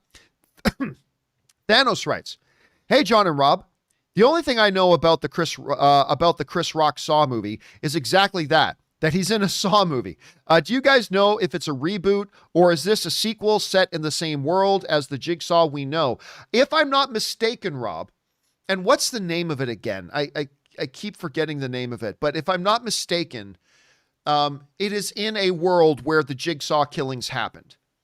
And I believe it is in the same continuity. I don't think it's a reboot. I could be wrong about that, but I believe it's just, I think it's called Spiral, right? Spiral is what it's called. Thank you. I don't think it's like a direct sequel, but I think it happens in the same world. Rob, do you know anything more about that? That's just the best I can remember it. No, but I mean, I know it's like based on it. Chris Rock had this idea. Yes. And I think what I love about this is, I think the Saw franchise, especially the first 3 movies, is pretty underrated when people talk about good trilogies because it all works. It's pretty zany, but I'm a big fan of especially the first 3 Saw films. And I think that I'm sure Chris Rock in the wake of Get Out was able to pitch this idea and get it made. I'll bet this movie's pretty damn good. I'm willing. I think have a feeling it's pretty great. It's one of those movies now that's because of the pandemic. It's kind of, weren't we supposed to get it like a year ago? Yeah, something like that. I really want to see it. I thought the trailer was really intriguing. I can't wait. All right. Next up, we have, where are we at? We're at Ming Chen, who writes, if Vision isn't real, how was Sword able to track him? He's obviously made up of something tangible. Yeah, I've answered this question a bunch of times. Basically is this. Remember, when a car gets turned into a 1950s car, inside the hex, that's as real as a 1950s car gets when you're in that hex. That's a 1950s car. My theory is this. When Wanda creates the Vision in the hex, inside the hex, he's vibranium. Yeah. Now, the strongest metal in the universe. Now, when he goes outside of the hex, he becomes as flaky as a pastry and flies back in. But in the hex, inside that hex, he is as real as anything else is. And so that's kind of my theory of that. Again, just a theory, though. Dr. Doombot writes, 1 of 2. Hey, John, hope you're doing well and enjoying the new house. I am loving the new house, as a matter of fact. Thank you for asking. After Minari winning the Golden Globe for Best Foreign Language Film, I was just telling Rob before the show, I have no idea who won Golden Globes other than Daniel Kaluuya. That's it. I don't care about the Golden Globes, whatever. So everything you're about to tell me is absolute news to me. Anyway, after Minari winning the Golden Globe for Best Foreign Language Film, I'm quickly losing respect for that award. USA produced, directed, and acted. Yes, some of it is in Korean, but if that's all it takes, there's a lot of eligible movies every year. This may not mean a lot to a U.S. audience, but to the rest of the world, these foreign language awards mean a lot. Oh well. Here's to hoping another round takes the Oscar instead. A real award anyway. Listen, you guys know my theory on my thoughts on the Golden Globes. You love them, John. They're one of your favorite. They're a complete joke. They're an absolute joke with no real. They're as valuable as a paperweight. They put on a great show. I've always admitted that. The Golden Globes always put on a great show, a superior show to the Oscars, in my opinion. But their awards are meaningless. It is literally a group. Okay, Rob, again, the Academy is made up of over 7,000 film professionals of every walk and discipline associated with the film industry you can think of. Directors, writers, cinematographers, musicians, costume designers, makeup artists, agencies and executives, some journalists and all that kind of thing. It is 7,000 film professionals making up the Academy. The Hollywood Foreign Press, the group that runs the Golden Globes, I believe the number is now 82. It's 82 people who just happen to be film journalists that live in the U.S. but work for foreign publications. That's the qualifications to be a member of the Hollywood Foreign Press. You have to be a film journalist that lives in L.A., but you work for a foreign outlet. That's what it is. Then here's the kick, Rob. When you've got a voting body like 7,000 members, that means if you send a brand new car to 7 of the members, guess what? That won't mean anything because 7 bad votes are going to get totally overwhelmed by the 7,000. With the Golden Globes, all you need to do is get 20 people to say, hey, you know what? We like our buddy over there, so let's make sure we vote for him. That's 25% of the vote for a Golden Globe Award. Plus, they have that ridiculous comedy or musical category that they just use as an excuse to nominate some more popular films. I mean, listen, the Golden Globes are a complete joke. They're a joke. I don't care about them. I'll watch the show, but I never care about who wins what. Don't mince words, John. What do you really think? Yeah, this is kind of my take on it. Anyway, let's move on here. But Doombot, you raise a very valid thing. It's like, again, they don't care. They're going to vote for whatever is going to bring more attention to the Hollywood foreign press, and that's all they care about. And that's why I don't know. I just don't care about the Golden Globes. Anyway, Initial D's writes, hey, John, I bought the Google TV device the day you said you liked it, and I have loved it since. I love this new Google TV, this new Chromecast TV with Google TV. I love it. It's kind of replaced the Roku as my streaming device of choice. Anyway, I have loved it ever since day one. The only thing missing for me was the Apple TV app. Well, I found out last night it's available on there now. It's number one, hands down. Thanks. Yeah, for a while I had to stream when I wanted to watch something on Apple TV. I had to stream it from my iPad to the TV, which is fine. That works perfectly fine. But yes, it is now available on that Chromecast app, and I love it. Initial D's, I absolutely love it. It's still my favorite thing, and I use it every single day. I'm glad you're enjoying it too, my friend. All right, next up, Ryan Lohner writes, the really funny thing about the Ruby Rose situation is that the current Batwoman season is still desperately trying to convince us Kate could come back at any time. Guess they didn't get the memo. That's the thing. I heard about this. Now, I am obviously not watching Batwoman, but I was reading about the new season and saying that whatever happened, what was her, Kate? Is that her name? Kate Kane, yeah. Yeah. That what happened to Kate is still a mystery, and like kind of teasing that she could come back, and Ruby Rose is not coming back. Whether it's because she just simply will never do it or because they would never have her, whichever side you believe, she ain't coming back. So I think that's kind of funny, Rob. What's your take on that? I agree. I think it's odd. That I'm like, why eliminate, the removal of that character from the crossover event stuff? It's so weird. It's just bizarre. All right, and Rob, I keep losing track of time when we're having fun. I notice we've kept you over time again. Rob, thank you so much for being here. We know you got things you got to do. You big, important filmmaker, you got properties coming up. You got award nominations, and you got a thing coming out on Netflix, and look at you. But anyway, Rob, thanks for being here, man. We'll, of course, see you again tomorrow. But in the meantime, where can people follow you and all of your great stuff online? Well, you can find me on Twitter at BurnettRM. Find me on Instagram at my name, Robert Meyer Burnett, or find me on my own YouTube channel, The Burnett Work, and my show, Robservations. Rob, always a pleasure having you here, my friend, and I will talk to you again later, man. All right. Talk to you later. Ladies and gentlemen, Mr. Robert Meyer Burnett, and we still have a bunch of time here, guys, so let's keep right on rolling through your questions. Joey writes, I live in North Carolina, and our theaters have been open for a while, and just like you, I believe Godzilla vs. Kong deserves to be seen on the biggest screen possible, but sadly, my closest IMAX is in a Regal. Do you think Regal will be open by March 31st? Yeah, I actually think they will. Like, once the markets of New York and LA are open, which looks like that's coming fairly soon, I think Regal is going to start opening their doors, especially with the new case numbers continuing to drop. Vaccinations are happening at a much faster rate than they thought they were going to be able to do. I think they will. And now I don't necessarily need to see Godzilla vs. Kong on an IMAX screen. I'm just absolutely committed to watching this Warner Brothers film on a movie screen. Like, once I saw that trailer, my favorite trailer since the Logan trailer, this has been, I think, the best trailer in years. It totally moved me from not even being all that interested in Godzilla vs. Kong to, that's it. Even if I have to drive to Las Vegas, I am going to go watch this thing on a movie screen. So for me, it doesn't have to be an IMAX, but it's got to be a movie screen. So hopefully you're going to be able to get your wish there, Joey. All right, next up. Dwayne Jackson writes, hello, John and family. With J.J. Abrams now doing his version of Superman and Ta-Nehisi Coates assigned to write it with a different take on the Man of Steel being of African American, does Abrams risk risk of alienating the fans, even though Supes is alien? Well, there's a couple things to point out.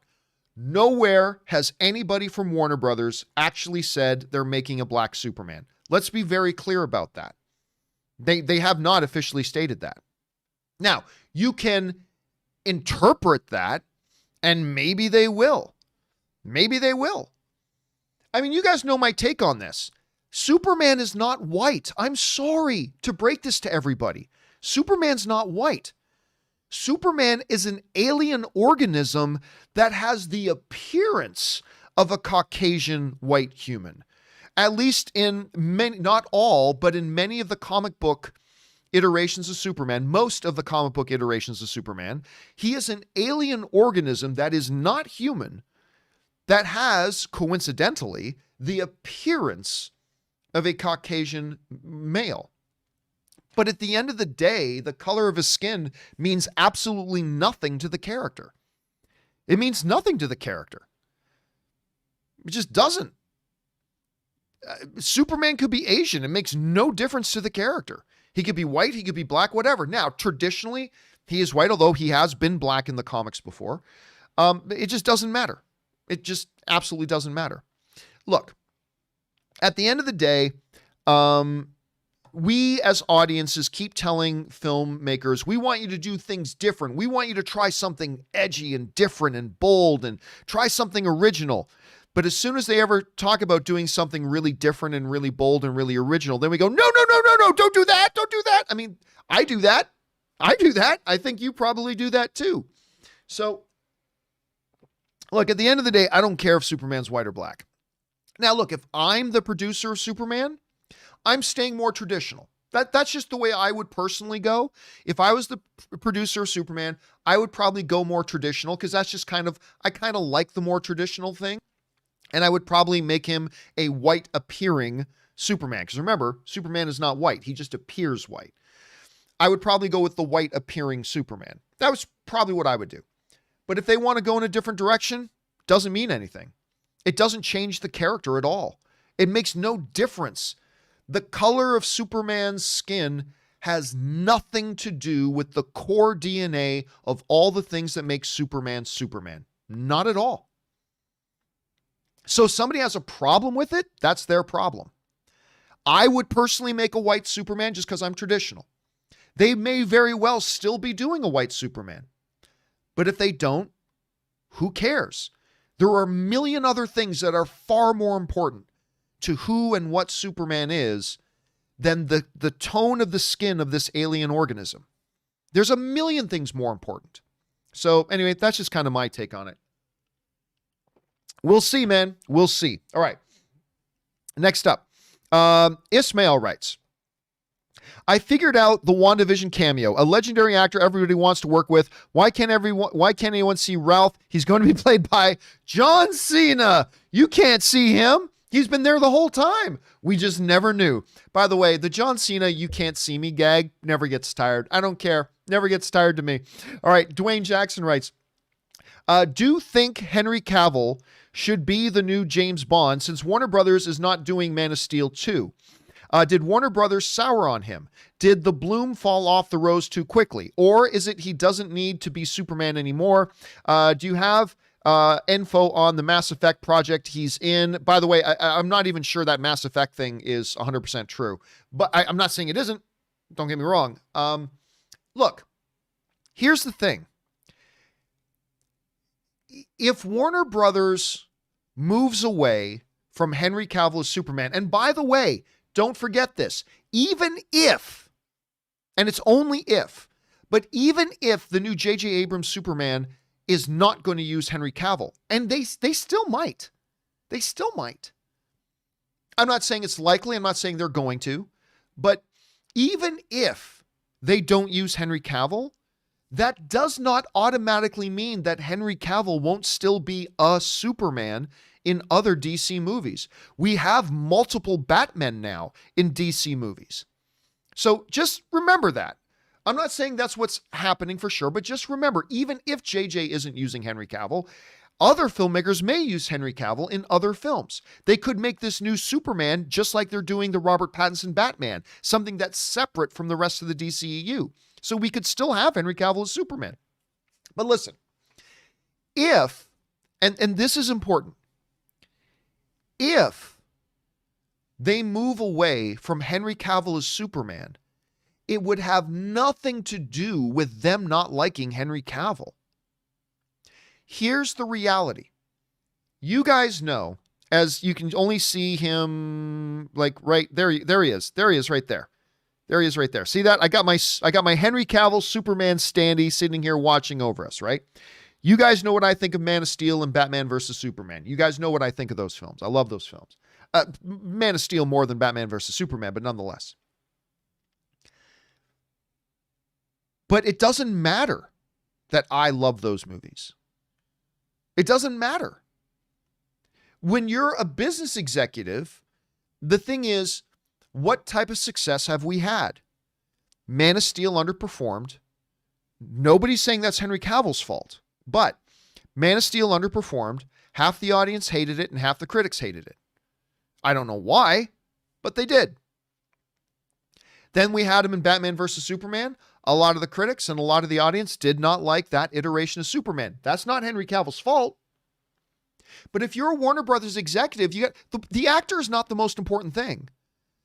If you're an executive at Warner Brothers, I could understand why your thought would be, listen, this iteration of Superman didn't work. We love Henry. It's not Henry's fault. But if we want to get rejuvenized Superman, we need to put in a different actor so people will associate a new actor with a new start. And it has nothing to do with not liking Henry Cavill. Obviously, Warner Brothers really likes Henry Cavill. And I think Warner Brothers wants to stay in the Henry Cavill business, but that doesn't necessarily mean Superman. Obviously, you know what I want. I think Henry Cavill's the greatest Superman we've ever had. And yes, I include Christopher Reeve in that. I know that's sacrilegious to some people, but I think Henry Cavill's the greatest Superman we've ever had. And so obviously I want to see him continue.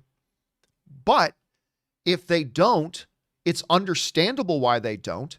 And it has nothing to do with their faith in or love of Henry Cavill. It has nothing to do with it. If people don't like a certain iteration of a character and you want to disassociate the audience from that version, then the first thing you got to do is change the actor. Not because you didn't think that actor was great, but because you're trying to create a new association. So again, but right now we don't know what's happening. We do not know what's happening right now. Maybe Cavill is in J.J. Abrams' Superman. Probably not, but maybe he is. And if he's not, he might still be Superman in other DC movies. Maybe yes, maybe no. We just don't know. So let's not jump to any conclusions yet. All right, next up. Big Johnny writes, I know you think Billy and Tommy are due for a sad ending. I do, but I'm not sure. And since this is Disney, I have a thought. How about a spin-off show aimed at kids for them as a part of the MCU? Kids with Powers are popular shows. Kevin Feige doesn't seem interested in that. Now, as far as the Disney, it's a Disney ending. Guess what? Infinity War ended with half of the people, billions of people being killed. Billions of people being wiped out of existence and being snapped away. So Disney may be a little more willing to go to some darker places than we traditionally think of Disney doing. I'm not saying it's definite. And by the way, the kids may survive WandaVision. I don't think they will, but they could. And by the way, they may age up again to grown-ass men before this show is done. I don't know. I'm just theorizing. But my theory right now is still that they won't make it out of the show. But they could. They absolutely could, Big Johnny. All right, next up. Michael Morgan writes, wow, John, I can't believe that JJ and Warner Brothers are being so cited in hiring Ta-Nehisi Coates to write a new Superman movie. This is the person who called 9/11 responders menaces of nature. His anti-white agenda has no place in a Superman movie. Here, I'm not going to get into any. I'm not getting into anybody's political positions. I'm not getting into any TMZ stuff. Don't care. I'm here to talk about movies and whatever. So I'm not getting into that. All due respect, Michael, but that's not what I'm here to talk about. That's not what I want my channel to be about. All right, James Betha writes, One of three. I believe that Evan Peters is not a bad guy in disguise. Agatha, when turning Bug into Bird, used a completely different spell than the one she put on Peters. I believe she made it clear that she is controlling him, eliminating her son. Eliminating her son. Got it. Eliminating her son. Hold on a second. Sorry, I just got it. Thing is stuck for a second. Let me see if I can unstuck it. It didn't unstuck. Hold on a second. Now it unstuck.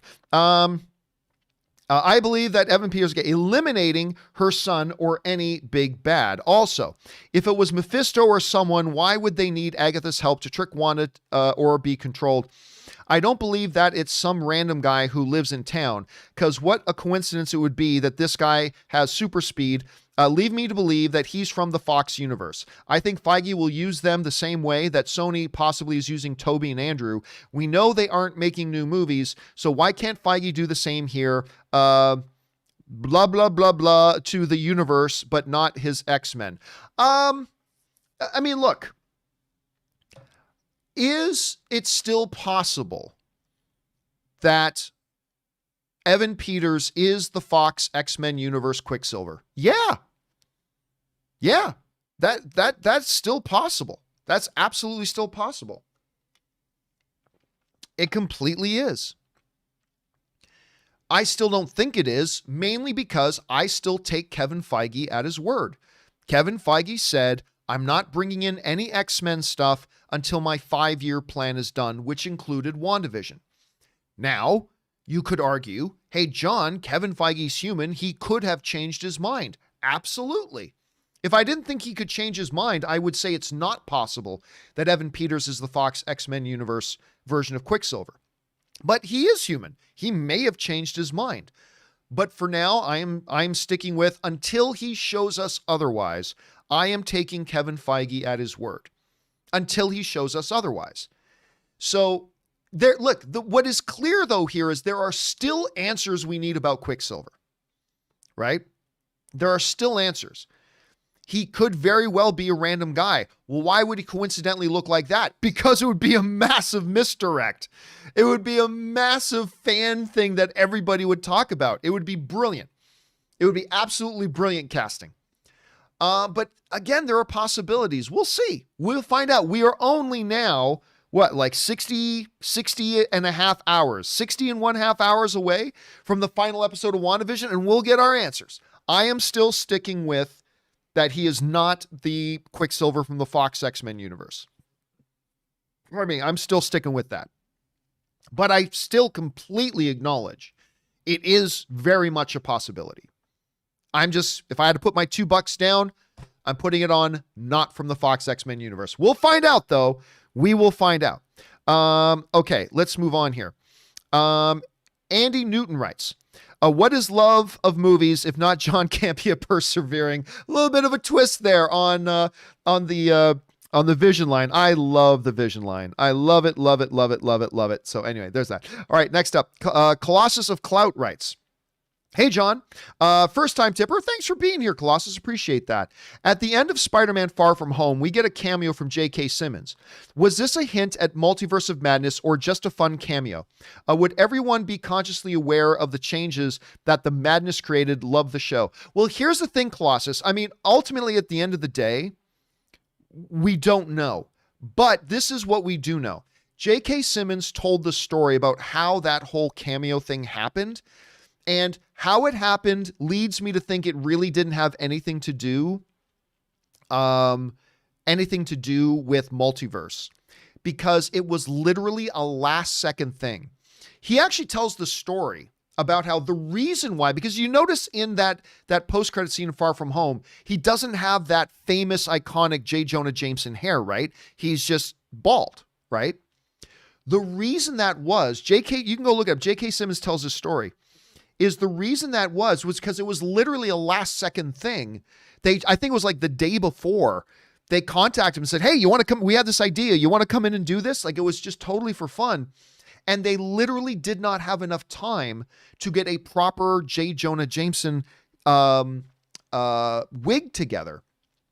And so they had to make a decision at the last second. So should we just do it with him bald, or should we wait, or should we just not do it at all? And they made the decision to just go ahead and do it without the wig because it was a last second thing to do. Now, I don't know if that proves anything, to be clear. I don't know if that proves anything. But to me, it kind of implies that they didn't have any big plan for why they were doing the J. Jonah thing. I think they just thought it would be a really fun thing to throw in. But I don't know. Well, I mean, we'll have to see. We'll have to see. All right, guys, listen, we're going to keep going. We're going to take the show a little bit longer than normal today, but I have run out of my liquid, so I need to go refill my drink. I'm going to use the bathroom quick. I'm going to take a couple of minute breaks here, guys, give you guys a chance to talk amongst yourselves, run, take a bathroom break, grab something to eat, whatever. So don't go anywhere, guys. We will keep on with your questions, and we will be right back.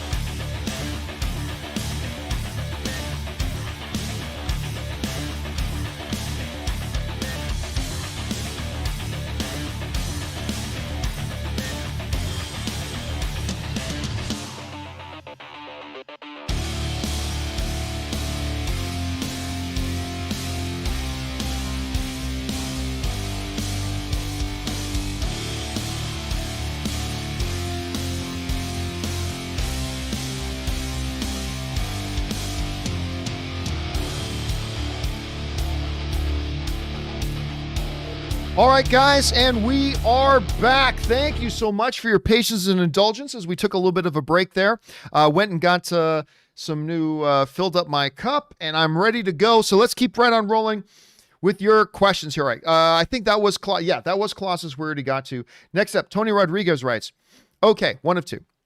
So like I said, Agnes is 100% real. Yep, turns out she is. I was suspecting that she wasn't. I was buying into that theory, but she is. Now the person Bettany hasn't worked with is himself. I've heard a lot of people say that. Fake Vision versus the white one. He's never done that before. That being said, happy birthday and thank you for always getting to every question sent to you. Oh, listen, it's my honor and privilege to get to every question that gets sent in.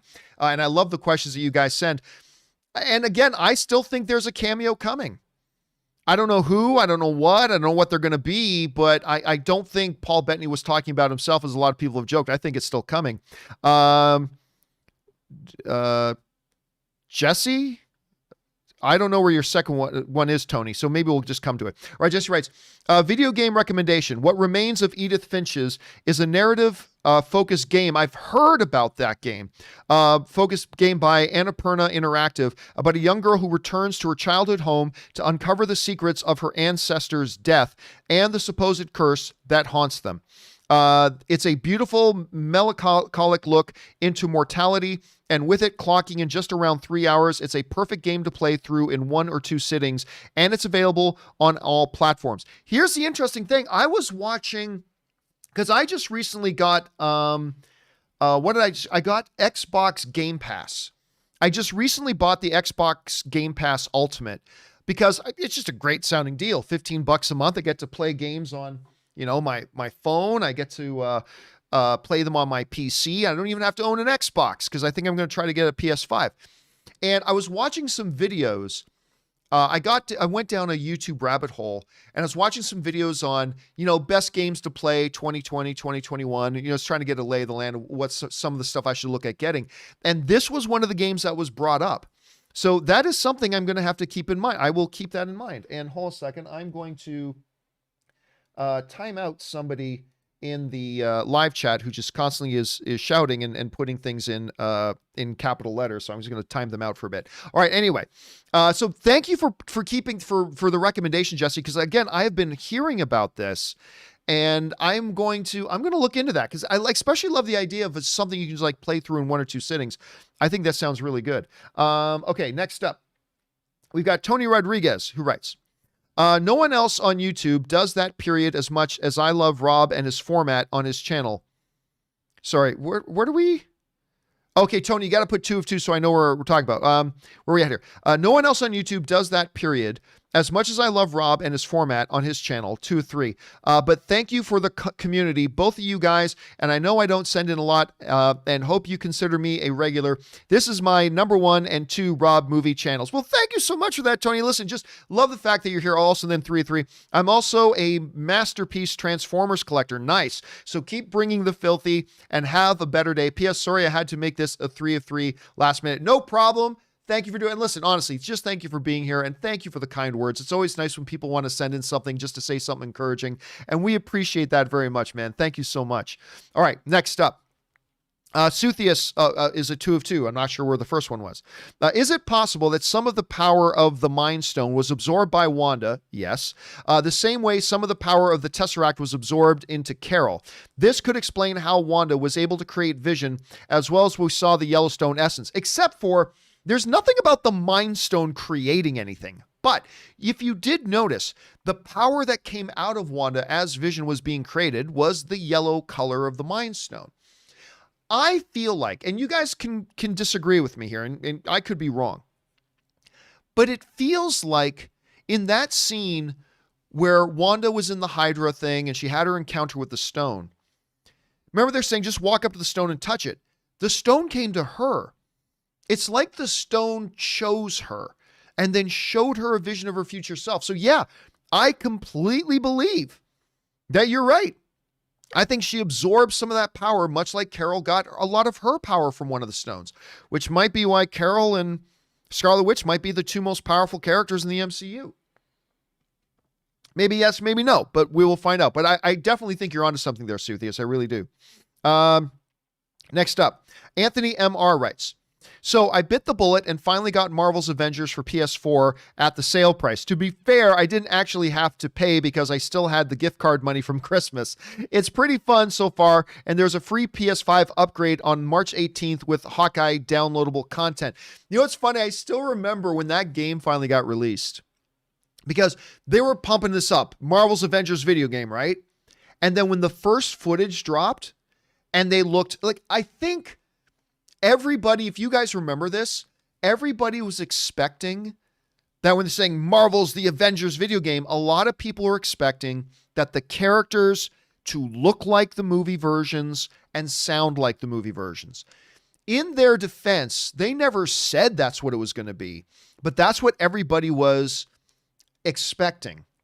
And so I remember when the first footage came out and they looked nothing like them. I mean, a lot of people were kind of put off by that. A lot of people were kind of put off by that. And I think maybe then never gave the game a shot despite that. But I might have to try that one at some point, Anthony. Thanks for sharing that. Next up, Bruce Buffer's Buffer writes, "Hello, John. It's time. The first big UFC card is here. Who do you got in the matchup? Sterling versus Peter Yan. Oddly enough, I know a lot of people putting money on Sterling. I think Peter Yan is a guy people sleep on. I think Peter Yan is a bad, bad man. And while I love Sterling, I'm actually going to go Peter Yan on this. Anderson versus Amanda Nunes. It's always Amanda Nunes. And Yan versus Israel, the style bender. Man, I don't know. That is a tough one. First of all, let me say this. Style bender is... Adesanya is remarkable, but he's middleweight. I don't like a person in another weight division just being given a title shot in a different weight division. Like, call me crazy, but I think if the middleweight champion wants a shot at the light heavyweight champion, I think the middleweight champion needs to beat one or two highly ranked contenders in the light heavyweight division to earn that shot. I feel the same way about all the super fights. I just kind of feel like if you are a champion of one division and you want a title shot at another division, you should beat at least one or two top contenders in that other division first. I don't know. I know a lot of people love the super fights, and that's great, but that's just kind of how I feel about it. But I don't know, man. We're seeing, listen, Adesanya is moving up a weight class. He's now fighting a much bigger, much more powerful man in Yan than he is used to fighting. It's hard to bet against Stylebender, but to me, this one's a push. I honestly don't know who to go for in this one. It's an absolute push. So because we saw in Stylebender's fight against Romero, he had to be way more cautious because of Romero's power, right? Romero is a big, powerful, athletic dude. Now he's stepping up a weight, and he's fighting a guy in Yan who is bigger and stronger than anybody else he's ever fought. So it's going to be interesting. To me, it's a push. All right, next up. An anonymous viewer writes, 1 or 2. Hey, John. How are you? And hope you had a fantastic birthday. I did have a fantastic birthday, thank you. Anyway, I feel like people will be disappointed if there is no big cameo in the final episode of WandaVision. However, with me, I feel like I'm fine if Elizabeth Olsen and Paul Bettany were just trolling everybody, and Bettany is the person he always wanted to work with, because I feel like not having a big cameo will make or break this series, because it has been fine without it. Do you feel like this series really needs a big cameo or not? Oh no, it absolutely doesn't need a big cameo. Nope. No fucking way. Doesn't need to have a big cameo. It doesn't need it. Now, I get if people were expecting some big cameo, and if it doesn't come, if they initially feel disappointed, that's fine. But the quality of a show is not measured by if you have big cameos. This show is awesome. And if the final episode maintains that level of awesomeness and it has no cameo or big reveal, and I think there will be, but if there's not, doesn't change anything. This show has been magnificent. And if the final episode is of the same level of quality, I might be surprised for him. It's like, wow, so there was no big reveal. Okay, that episode was awesome, regardless. And so we'll see. We'll see where things go with that, and we'll go from there. All right, next up. Yo, Adrian writes, happy belated birthday, John. Thank you so much. Hope you had an awesome birthday weekend. No worries. I'll anchor your weekend with my epic 43rd trip around the sun today. So it sounds like you are also having your birthday there. Congratulations to you, sir. I hope you have a magnificent one, and I hope you have a great day or a great year ahead of yourself as well, my friend. All right. Next up, we've got Matches Malone writes, hey, John and Rob. Rob's not here right now. When DC Fandom came out, I thought it was great to have separate versions of characters like Marvel. Then Marvel presentation in December comes, and I'm thinking this is great. Everything ties in. Now I have no idea what DC is doing. What are your thoughts? Well, I don't know. Like, on the one hand, one of the things that I love about what DC is doing is, and this goes all the way back to Comic-Con of a couple of years ago, when they made the big announcement that we were getting a Joker movie that was completely separate from everybody else. And it was completely separate from everything else in the DC universe. And I remember thinking for myself, that was the most exciting thing in comic book movie news I had heard in a long time. Because I don't like the trend that every single fucking thing that comes out has to be tied into the same cinematic universe. Like, what happened to great standalone stories and individual movies, right? So I loved that DC had the testicular fortitude to say, you know what, we're going to make a Joker movie, and it's not going to be tied into Batman, and it's not going to be tied into the rest of the DC cinematic universe. It's its own movie, because we think we have a really interesting story to tell. And they did it. And I love that DC has that boldness to say, you know what? We've got a great idea for Batman. Matt Reeves has this great idea for Batman, but it's going to require being outside of the DCU. It's going to be its own standalone thing. And they could tie it in with multiverse later if they want. But I love that they're doing that. And to me, that's really exciting. So again, it comes down to, as it often does in the DC versus Marvel ridiculous conversation, is there's no one formula.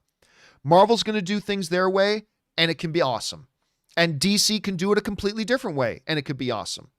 Like, I'm just so tired of hearing people saying DC needed to follow Marvel's formula. No, they didn't. They just needed to make great movies. Marvel needs to do this. No, they don't. They just need to make great movies. That's been the key. The key to Marvel's success has not been their formula. The key to Marvel's success is that they continue to crank out really good movies that people enjoy.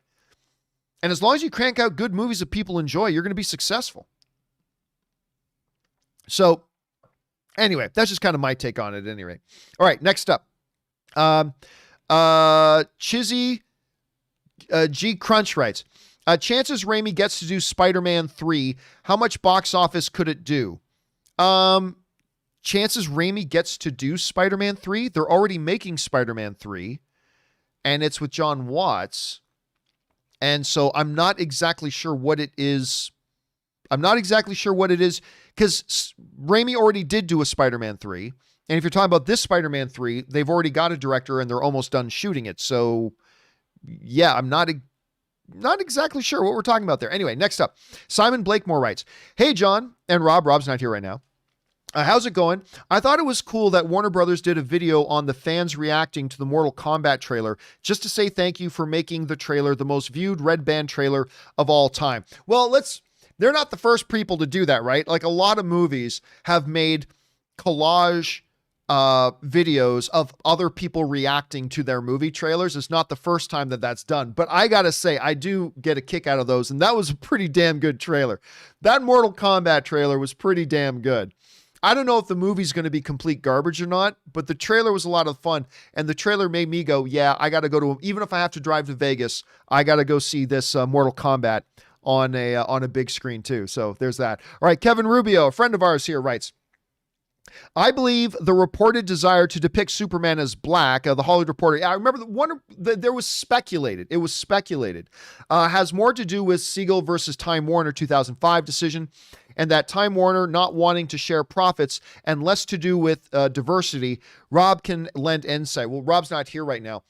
That would be, if that's true, that because if you make a different depiction of Superman than the one by the original creators, one of which was Canadian, by the way.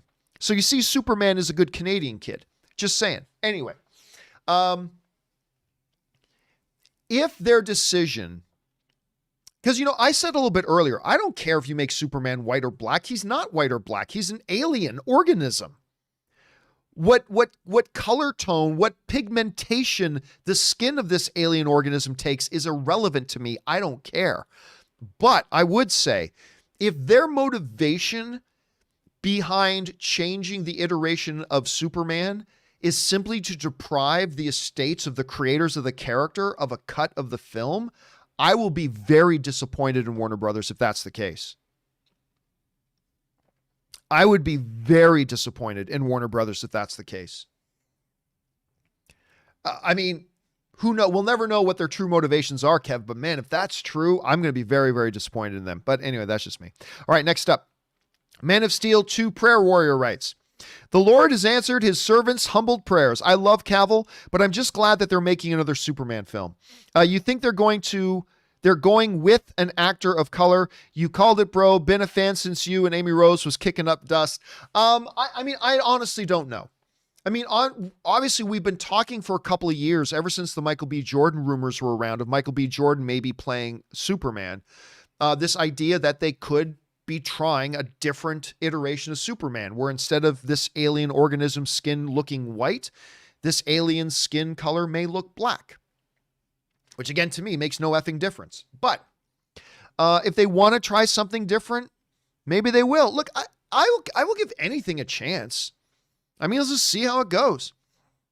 As long as you treat the character with respect, unlike CW and what they've done with their Superman, if you treat the Superman character with respect, then you got me on board. I don't care if he's got blonde hair, brown eyes, white, black, Asian. I don't care.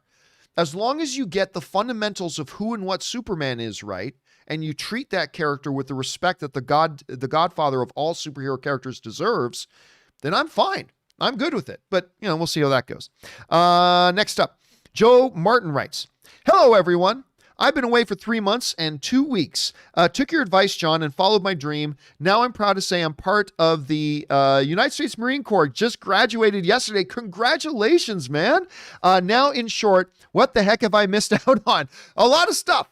There's been a lot of stuff. But honestly, Joe, first of all, good on you. If you had a goal and a dream and you went out and pursued it, then congratulations, you're part of a very small percentage of people who actually decide to get off their butt and go and chase what it is they want to do. So good on you for that.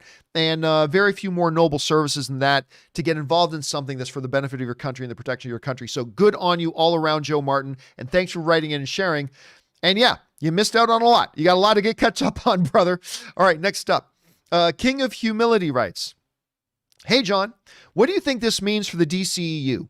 I hope they keep him as Clark Kent, if you're talking about Henry Cavill. I hope they keep him as Clark Kent. I'm black myself. I'm not trying to see them change soups into Leroy Shabazz from Compton, LOL.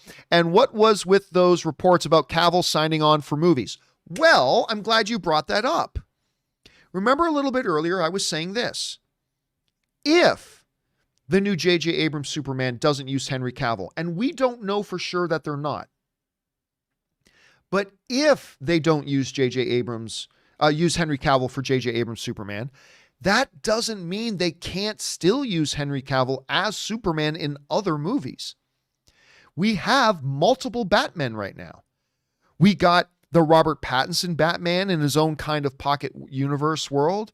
We've got Ben Affleck, at least for one little appearance. We got Ben Affleck coming into the Flash movie. They could do the same thing with Superman. They could say that J.J. Abrams' Superman is like the Robert Pattinson Batman. It's separate from the DCEU. It's outside of the Aquaman and Gal Gadot, Wonder Woman, and all that kind of stuff. It's its own thing, just like Robert Pattinson's The Batman is its own thing. But within the main pipeline, they could still use Henry Cavill. I'm not saying they are. I have no information on if they are or not. But referring back to those stories, that could very well be what they're doing. So yes, we could get a brand new Superman, and yes, we could still have Henry as our other universe's Superman. So I don't know. We'll have to wait and see. Next up, Caleb Illing writes, "Hey, John, just rewatched the Miss Marvel Disney Plus trailer and noticed a man that looks just like Paul Sung-hyung. Oh, Mr. Kim, sitting at the dinner table talking to Kamala Khan. His name isn't attached to the project, but this man looks just like him. I did not notice that myself, but anything that brings Mr. Kim from one of my favorite shows right now, Kim's Convenience, that show is so good. And of course, he was just popped up in The Mandalorian. I love Paul Lee. And yeah, if that's true, I'm going to have to go and look that up myself. I'm going to go and look for that a little bit later, Caleb, and see if that's true. Because if that's true, that is awesome. Max B writes, who do you got this Saturday? Give me your winners for the championship fights versus UFC 29. Well, we just covered that. And obviously Nunez, anybody, there's nobody right now on the planet. A fluke can happen in any fight. A fluke can happen in any fight. I mean, Matt Serra beat George St. Pierre once. A fluke can happen in any fight.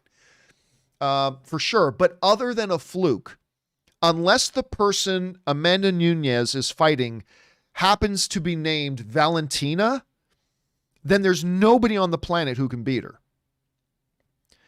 And Valentina probably can't beat Amanda, but I mean, they've fought before to decision a couple of times. But unless the person standing across from Amanda Nunez, outside of a fluke chance, there's no woman on the planet who can beat her right now. I mean, she's savage. She is pure savage. I would love to see another fight with her and Valentina. I mean, there's just Valentina Shevchenko and Amanda Nunez are like, they're in a different class. Like there's every female fighter in the world. And then there's a different level for Valentina and Amanda. And that's why I would personally love to see those two fight again, but it's just me. All right. And Amanda probably wins that fight too. Sergeant Ward writes, hey, John, do you think we're going to get another DC fandom event? Yes. After the success of the last one, it would be a good idea. Do you agree? Yeah, I totally think they will. Especially with us not quite being out of the pandemic yet. I think they will do another one. I think they should, because the last one was really good. They did a really bang up job putting that thing together. I was a little skeptical when it was where they were making announcements about what was coming, but it turned out to be a really good event. They did a very, very good job. And they could do it again. But you know what? I think next year, I think they're just straight up going to make it a real live in-person event. Like this year, I think they do it digitally again. But next year, I bet they're going to keep that momentum going by making it still stream it and everything, but also make it a live in-person event. Because the digital virtual streaming is great and everything, but nothing matches the energy, excitement, and electricity when you are doing it in a room with 1,000 or 6,000 other people. Nothing comes close to it. And so I think they should do another one virtually this year. And then next year, still stream it completely, but also have it in person. I think that would be terrific for them to do. Anyway, next up, Michael Brandy writes, hey, John, I've been a fan since the movie blog. Wow. Like going all the way back to my movie blog days. That has been for a while, Michael. First article I read was Gambit rumored to be in X-Men 2. I'm also a former neighbor being from Buffalo, New York. I used to drive into Buffalo all the time because Buffalo, New York was just a hop, skip, and a jump from Hamilton, Ontario. Like it was literally just right across the border.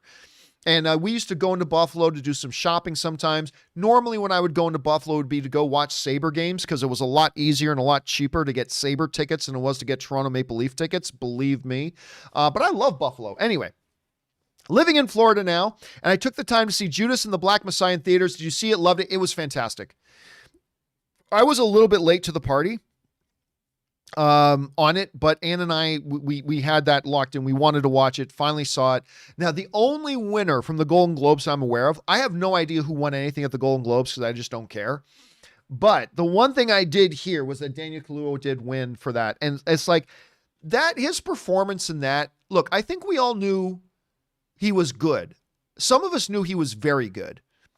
When we see him in like Get Out, and we see him, I've seen Black Panther, some other things, but this was his calling card. This was his calling card. This was the performance that put Hollywood on notice. It's like, hey, I'm not just a good, reliable actor. I'm something special. Now, I'm not saying he's Chiwetel Ejiofor. I'm not saying he's Denzel Washington, but this was his calling card and putting everybody in Hollywood on notice. I'm not just a good, solid, reliable actor. I'm something special. And I think this was the movie that did it for him. Anyway, next up, we've got BK Dan writes, I can see both yours and Rob's sides with the AMC CEO and his $3.75 million bonus. I think he should have publicly taken the money and donated it in its entirety to charity. Win-win. He gets to write off the charity and get the money too.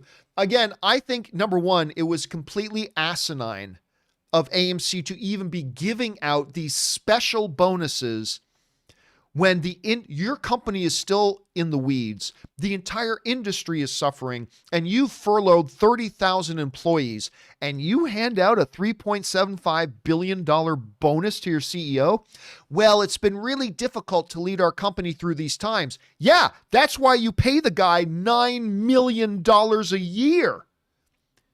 I expect him to do his damn job for $9 million a year. It's like, whoo, you did your job. Here's $4 million more. Anyway, I think, first of all, it was asinine to AMC to even approve those bonuses. And then secondly, if you're the leader of this organization and you make $9 million a year, at the very minimum, what I think this moron Adam Aaron should have done, and he is a moron. He's an absolute moron. What I think this idiot should have done is he should have said, at minimum, should have gone, hey, thank you very much, but we're still in deep water right now. I would like to defer that bonus. So guess what? He would still get the bonus. But just say, you know what? I would like to defer this bonus until we're up and running and healthy again. I think that would have been a really nice leadership move on his part. He still gets the money. It's just he's saying, I'm not going to take $4 million from the company right now until our employees are back to work, our company has its head above water again, and we are running and operating and showing movies and having customers come in. When we get there, I will gladly accept that $4 million bonus. I think that would have been a smarter thing to do. First, but AMC should have never even offered the bonus. Anyway, sorry, I don't want to get off on a giant rant about this again. I don't want to go off on the big rant of that again. Anyway, Thanos writes, hey, John, first time tipping. Well, thank you so much, man. I appreciate you supporting the show. A question of mine was one of the main topics on an episode last year, which was cool. Oh, very nice. So you got in one of your emails, got in as one of our main topics. That's awesome. I want to say I appreciate all you and the John Campea crew do here and the great community we have. Keep bringing the filthy. Thank you so much, man. It's always, like I said, it's always really nice and touching when somebody writes in just to say something nice and supportive and encouraging. And I really appreciate that, man. I really appreciate that. And I appreciate you very much. So thank you so much for that. Thanos also writes, by the way, I watched your film movie trailers and I enjoyed it quite a bit, a lot. Kudos. Thank you so much, man, for checking out my movie. And again, I will once again take this opportunity to plug it.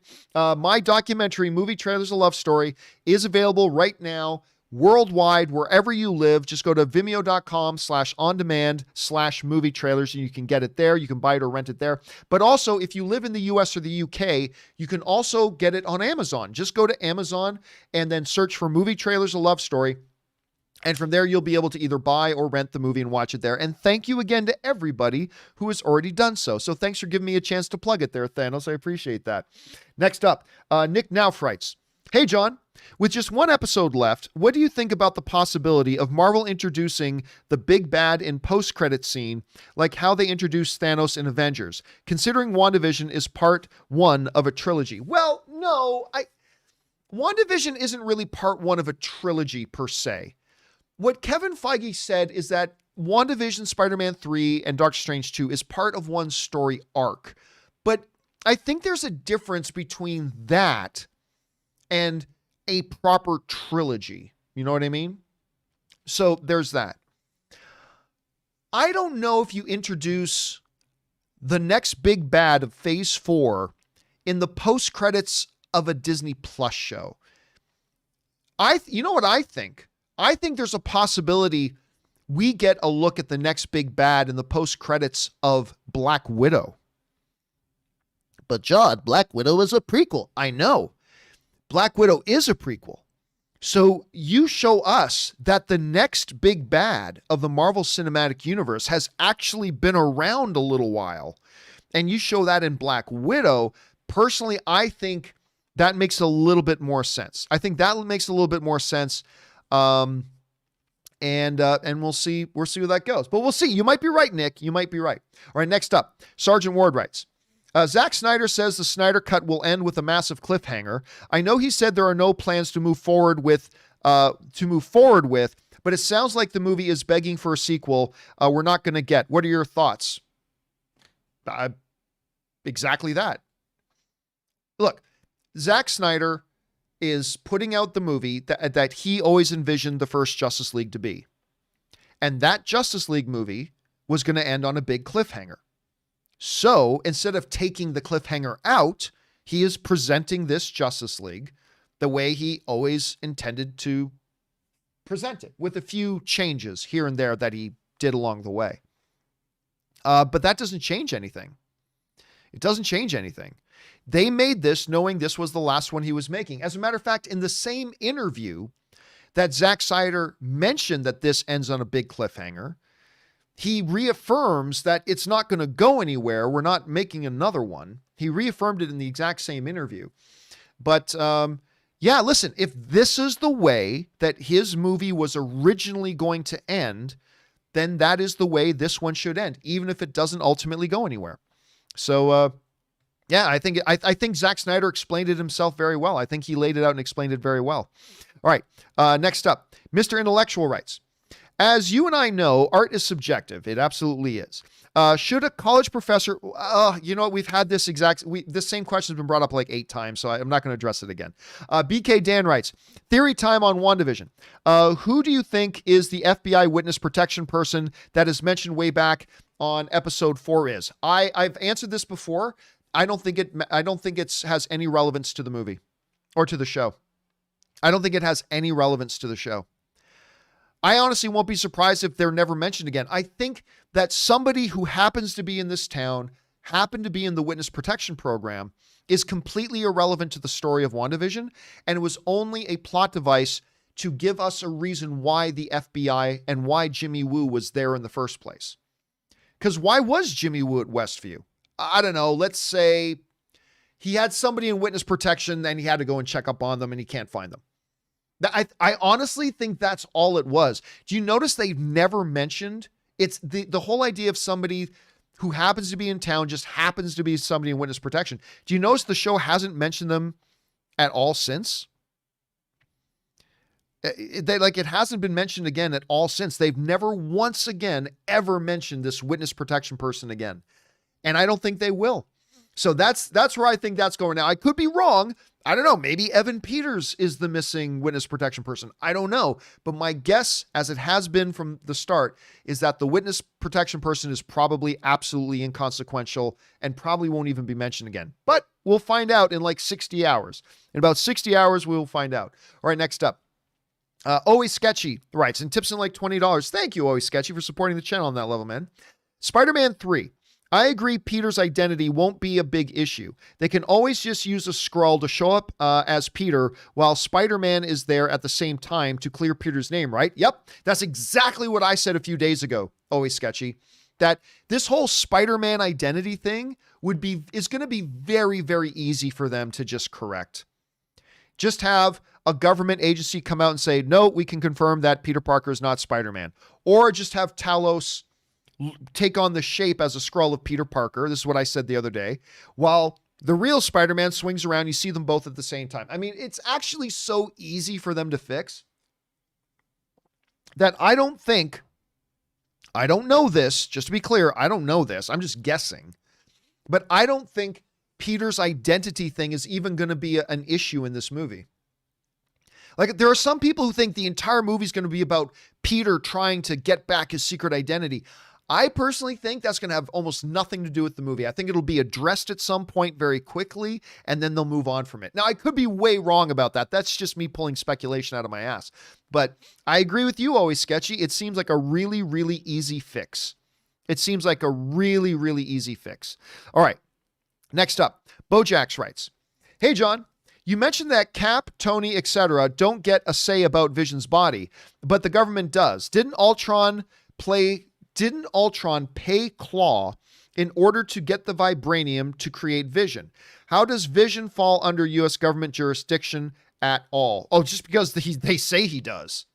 It's just that simple. The government says, that's a weapon of mass destruction. Yeah, we're taking that. That is a sentient vibranium synthesoid weapon of mass destruction. And they'd be right. And they're saying, yeah, we're taking that. Thank you very much. Especially under the Sokovian Accords, right? Under the Accords, that would be like a no-brainer. So that's how they would claim and kind of take jurisdiction over that. Whether that's exactly what happened or not, I'm not sure. But that's kind of the way I'm seeing it, Bojack, especially when you consider the Accords. All right, next up. Let's see. Mike from Poland writes, "Universe was created from chaos. So chaos magic is a key to creation." Maybe. I mean, they didn't actually say that. We're kind of implying that. But just to be clear. It could work for keeping Vision and kids outside of the Hex, but if two Visions and kids die, Wanda can create a Hex/multiverse of madness, literally. Crossing Hex changes DNA, so we get X-Men. Again, I don't think... Look, every single Marvel property that has come out in the last 3 years, everybody says, this one's where they're going to bring in X-Men. This one's they're going to bring in X-Men. And they never have. And I don't think they're about to start now. But, by the time we get to Doctor Strange 2, that will have been 4 years since Kevin Feige said, I've already got my 5 years planned out. We'll be getting close to the 5 years. So in Multiverse of Madness, maybe. Because at that point, you're getting very, very close to that theoretical 5 years, right? That Kevin Feige talked about. I don't think it's going to happen in WandaVision, although it still could. But Doctor Strange 2, which is still like a couple years off, we'd be getting close. So you might, maybe, Mike, maybe. It's not a bad theory. All right, next up. McDavid Deserves Better writes, the 2005 NHL lockout was a necessary sacrifice to get a hard cap. Yes. As a result, ESPN severed ties with the world's best sport. 16 years later, they rekindled a partnership.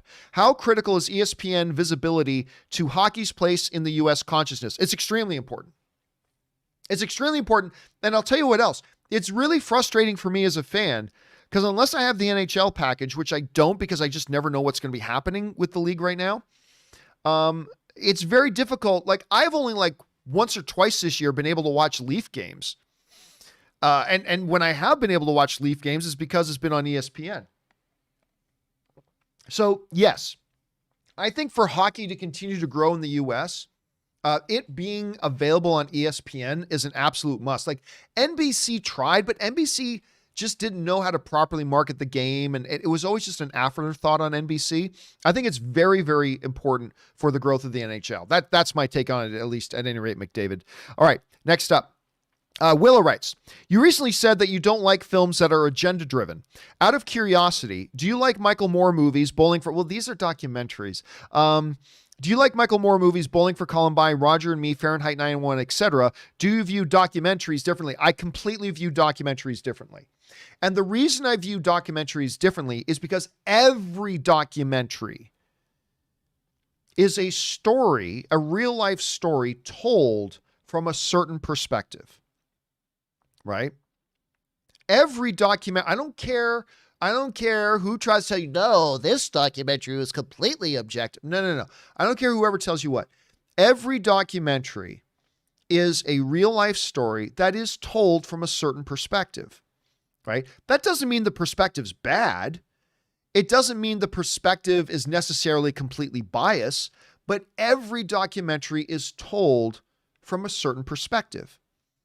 And for that, yes, I do look at documentaries completely differently than I look at narrative storytelling, like narrative storytelling movies, right? Scripted movies. I look at them very, very different. Now, you may agree or disagree with my take on that, but you did ask me what is my take. So yes, it's a good question, Willow, but yes, just like you said, I look at documentaries. I approach those differently because every documentary is made, even my own documentary.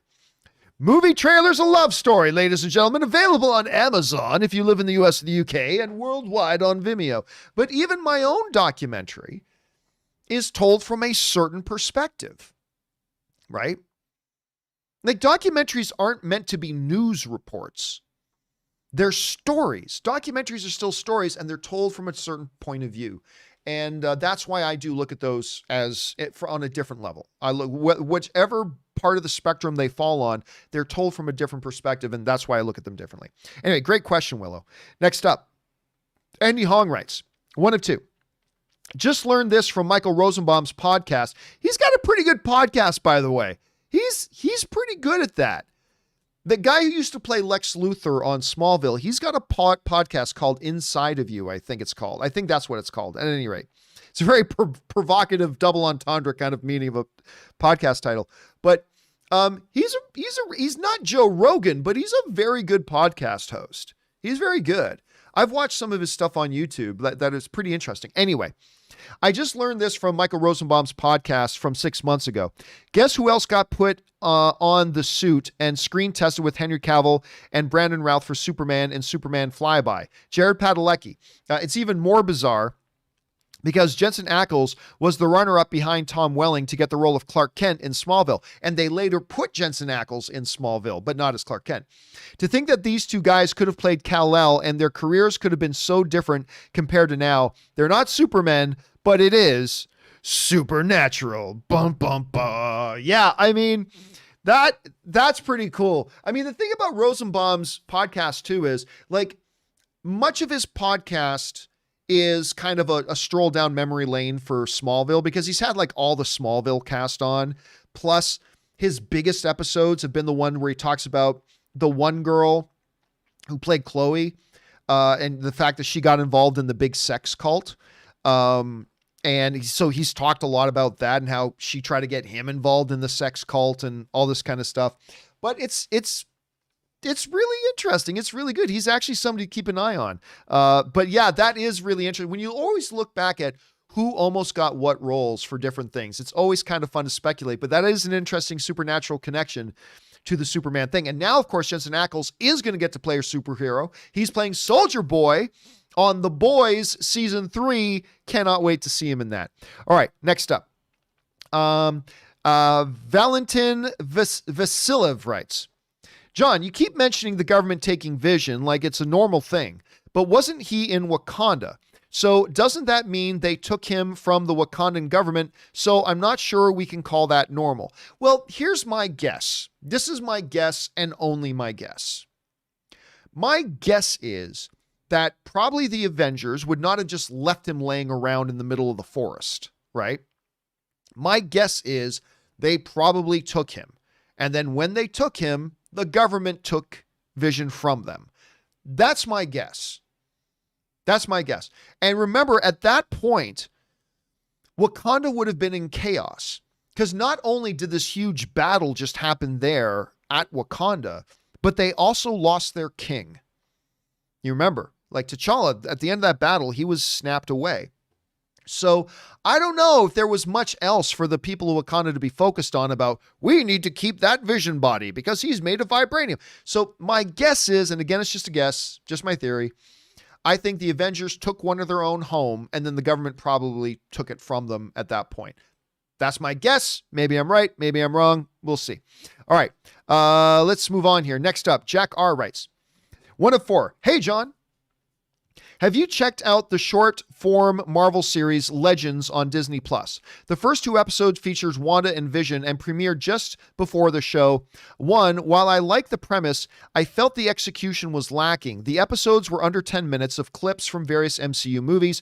I feel like if they were going to do it this way, why not start with Iron Man and Cap, as they have hours of MCU footage focusing on those characters? Well, the answer to that is obvious. Anyway, 3 or 4. Wanda and Vision's episodes would be much better and worth rewatching if they came out after WandaVision. I just watched the new Disney Plus for March, and it said episodes 3 for 6 would be premiering this month. Obviously, Falcon and Winter Soldier have an episode each, but which character do you think the other 2 episodes will feature? Zemo and Sharon Carter. Would love to hear your thoughts. Well, I mean, look, the Disney Plus Legends series, it's really weird because it's not a series. It's not even episodes of anything. It's literally just they're fan edits. All the Legends episodes are edits of what this character has done in the MCU so far. And it's a very good edit because I watched the Wanda one, and it's a very, very good edit. But let's be very clear why this Legends series exists. They're trailers. The reason they did Wanda and Vision first was to promote WandaVision. So you ask, why didn't they wait till after WandaVision? Because that would have defeated the purpose. They made those specifically to hype up WandaVision. That's why they made them. To catch people up to speed a little bit on who the characters are, but also to promote WandaVision. That's why the next ones are going to be Falcon and Winter Soldier. And my guess is, and it's just a guess, I have no insider information. My guess is that if there's going to be a third one, it's probably going to be Black Widow, because we got the Black Widow movie coming. Again, I'm just guessing. Maybe it'll be Sharon Carter. Maybe it'll be Zemo. Maybe it'll be whatever. Maybe it'll be another person in Falcon and Winter Soldier. Again, but they're doing these things as a way to manipulate you and me into watching their material. That's what advertisements are. So why did they start with it? Why didn't they start with Cap and Iron Man? Because there's nothing with Cap and Iron Man to promote right now. Why didn't they wait to do Wanda and Vision? Because they do have something to promote with Wanda and Vision right now. So that's why they're doing it. Listen, I'll be honest with you. Even though I thought that edit was really nice, I was very disappointed. I expected, when I was first tuning in to watch this Legends thing, I expected like a 20-minute mini little documentary on maybe some interviews with some people that wrote the Wanda character, and here's how Wanda was kind of portrayed in the comics versus how we've portrayed her in the movies. I was expecting something a little bit more substantial. And again, I like the edit. The edit's a nice little fan edit, but it's not worth watching. It's not worth my time. Because then when I loaded it up on Disney Plus and I saw it's like 7 minutes. 7 minutes? What is it? So it's not, they play it off like it's a series. We have the Marvel Legends series. Well, then if you're going to call it that, I expect there to be a little bit more, not some quick little recap. Here's who Wanda is and what Wanda's done so far. That's not a series. But anyway, they found a very creative way to dress up commercials, because that's what these are. These are commercials. To dress up commercials and make it look like original content series. So anyway, there's just that. All right, next up. That was, anyway, I understand why you asked though, Jack. I totally do. All right, Hot Rod Todd writes, if Wanda is the embodiment of the Scarlet Witch, what does that make Pietro? He also survives exposure to the Mind Stone, gets powers, etc. How is she a witch and her twin bro isn't? Also something exceptional by either genetics or destiny. Thoughts? I don't know. I mean, it could be that literally what happened to Pietro is exactly what Hydra was trying to make happen. They were trying to use that stone to create meta-humans. And it could very well just be that Wanda was already a witch. And then it could just be that Pietro, the experiment just worked on him. I don't know. Now, the one theory that I don't subscribe to. But the one theory is that Wanda wasn't actually a witch. Wanda was a mutant. And so was Pietro, and that's why the thing worked on them. Again, I think Kevin Feige has laid it out that Wanda and Pietro are not mutants. But that is one of the theories out there, and that's one of the ways they could go. Or it could simply be Wanda was a witch, and that's why she survived, and Pietro, it just happens that he's the one the experiment worked on. But I don't have any answers. Hopefully we'll get more answers in 60 hours. 60 hours, hopefully we will get more answers. Okay, next up. That was Hot Rod Todd. Next up is Draconic Druid writes, 3 movies I love that apparently a lot of people hate. Pirates of the Caribbean 2 and 3. Yeah, I don't like those. I love the first one, but I didn't like the other ones. I think makes a good trilogy, not great. And Karate Kid 2010, which I know should be called Kung Fu Kid. I actually like Jaden Smith and Jackie and Davy Jones' story. Guess what? I like that Karate Kid too. That Jackie Chan, Jaden Smith one, I like it. I like it a lot. I'm going to say something real unpopular. I prefer it to the original Karate Kid. You're not allowed to say that. I said it. I actually think that Jackie Chan, Jaden Smith one, and I know that's a totally unpopular thing to say, I thought it was quite good. I thought it was really quite good. So, I mean, obviously different, but I mean, it didn't carry the extreme cheesiness that like the original Karate Kid does.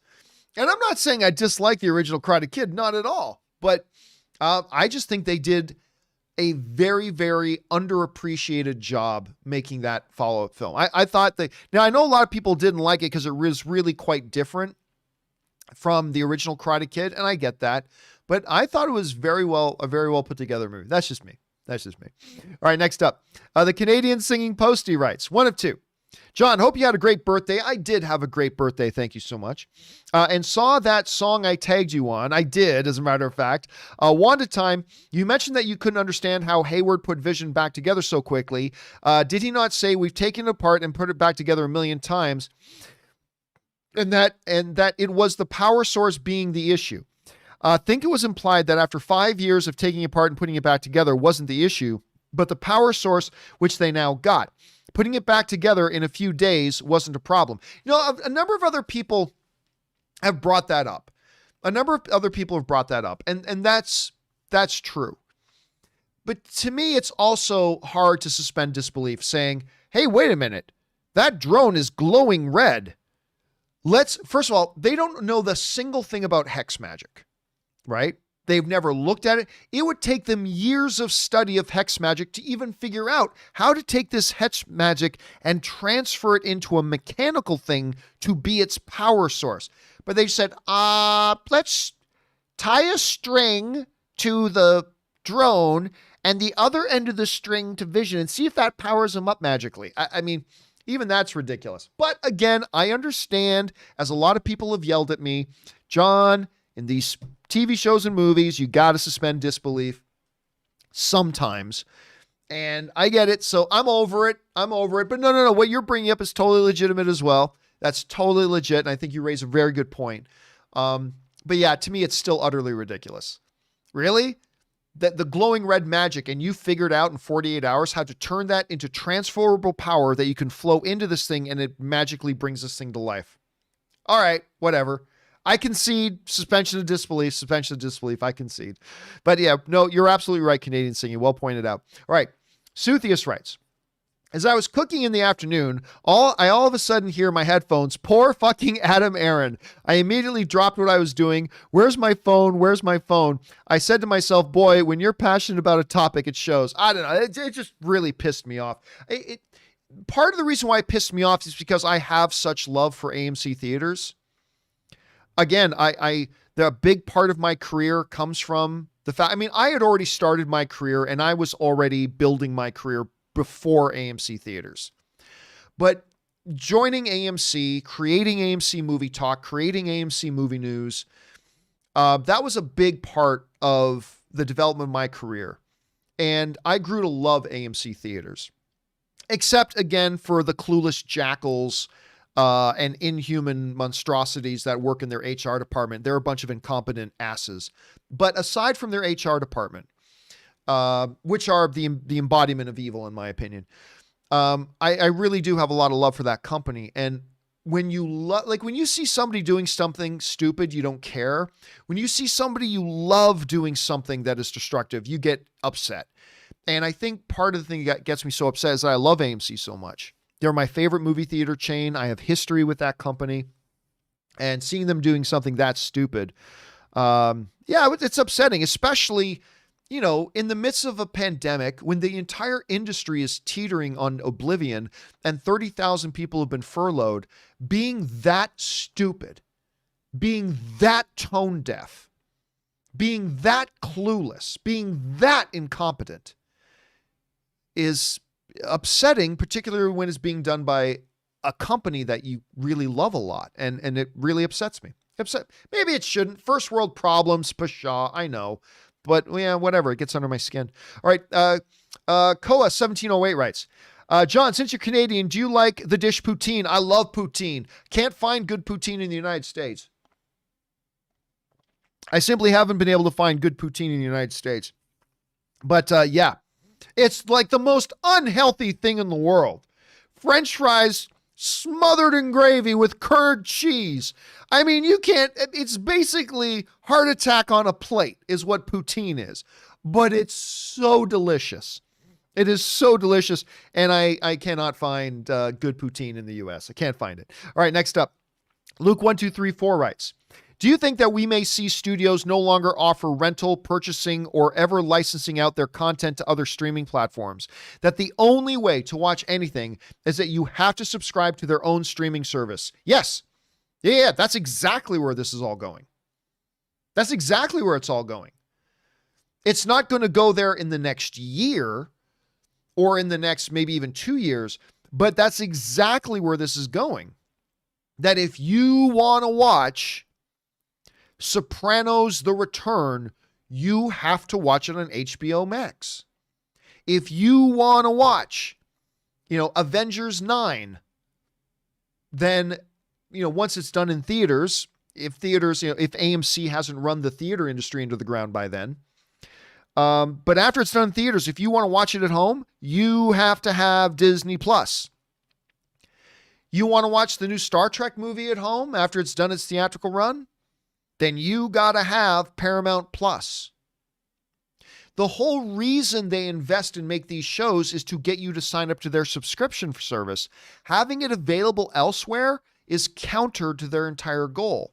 So there's going to be a weaning period. There's going to be a period of time, whether it's a year, 2 years, 3 years, whatever, where they're still going to use the old model of, DVDs, and you can rent it on Google Play. And there's still going to be a while of that model as well.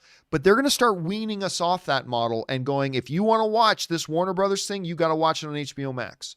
I do believe that's coming, Luke 1234. We'll see, though. We'll see. All right, next up. Nicholas Piera writes, how does it work at Warner Brothers? Whenever it comes to DC, they do a competition to see who will be the one who comes up with the most controversial idea. The winner leaks the idea to the media, and they all watch the fan base tear apart. They ritualize this shit. I mean, look, I don't know. Honestly, there are times that I actually just feel bad for Warner Brothers, because I know some people at Warner Brothers, and there are times I just feel bad for Warner Brothers because sometimes some of the shit is no fault of their own. Like Amber Heard and Johnny Depp causing their controversy drags Warner Brothers into the controversy with them. Now, if you don't fire Johnny Depp, a bunch of people are going to be mad at you. If you do fire Johnny Depp, a bunch of people are going to be mad at you. If you do fire Amber Heard, a bunch of people are going to be pissed at you. If you don't fire Amber Heard, a bunch of people are going to be pissed at you. And this basically it. Warner Brothers, through no fault of their own, was put in a position where automatically by default, some big group of people is going to be totally mad at them for nothing that they did. If they don't fire Johnny, people are going to be pissed. If they do fire Johnny, people are going to be pissed.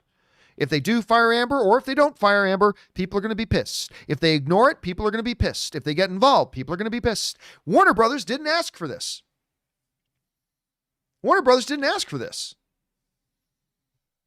It's because two apparently drug-infused addicts who don't know how to handle their own shit and handle their own lives makes their drama public, and because they work with Warner Brothers, it drags Warner Brothers into the conversation, into the controversy, where they either got to ignore it, do something, do nothing, but no matter what they do, there's going to be a group of people that's going to be pissed at them and call for their boycott and everything through no fault of their own. This is why companies like Disney, Warner Brothers, and whatever are like, you got to understand, if you're going to work with us, what you do affects us.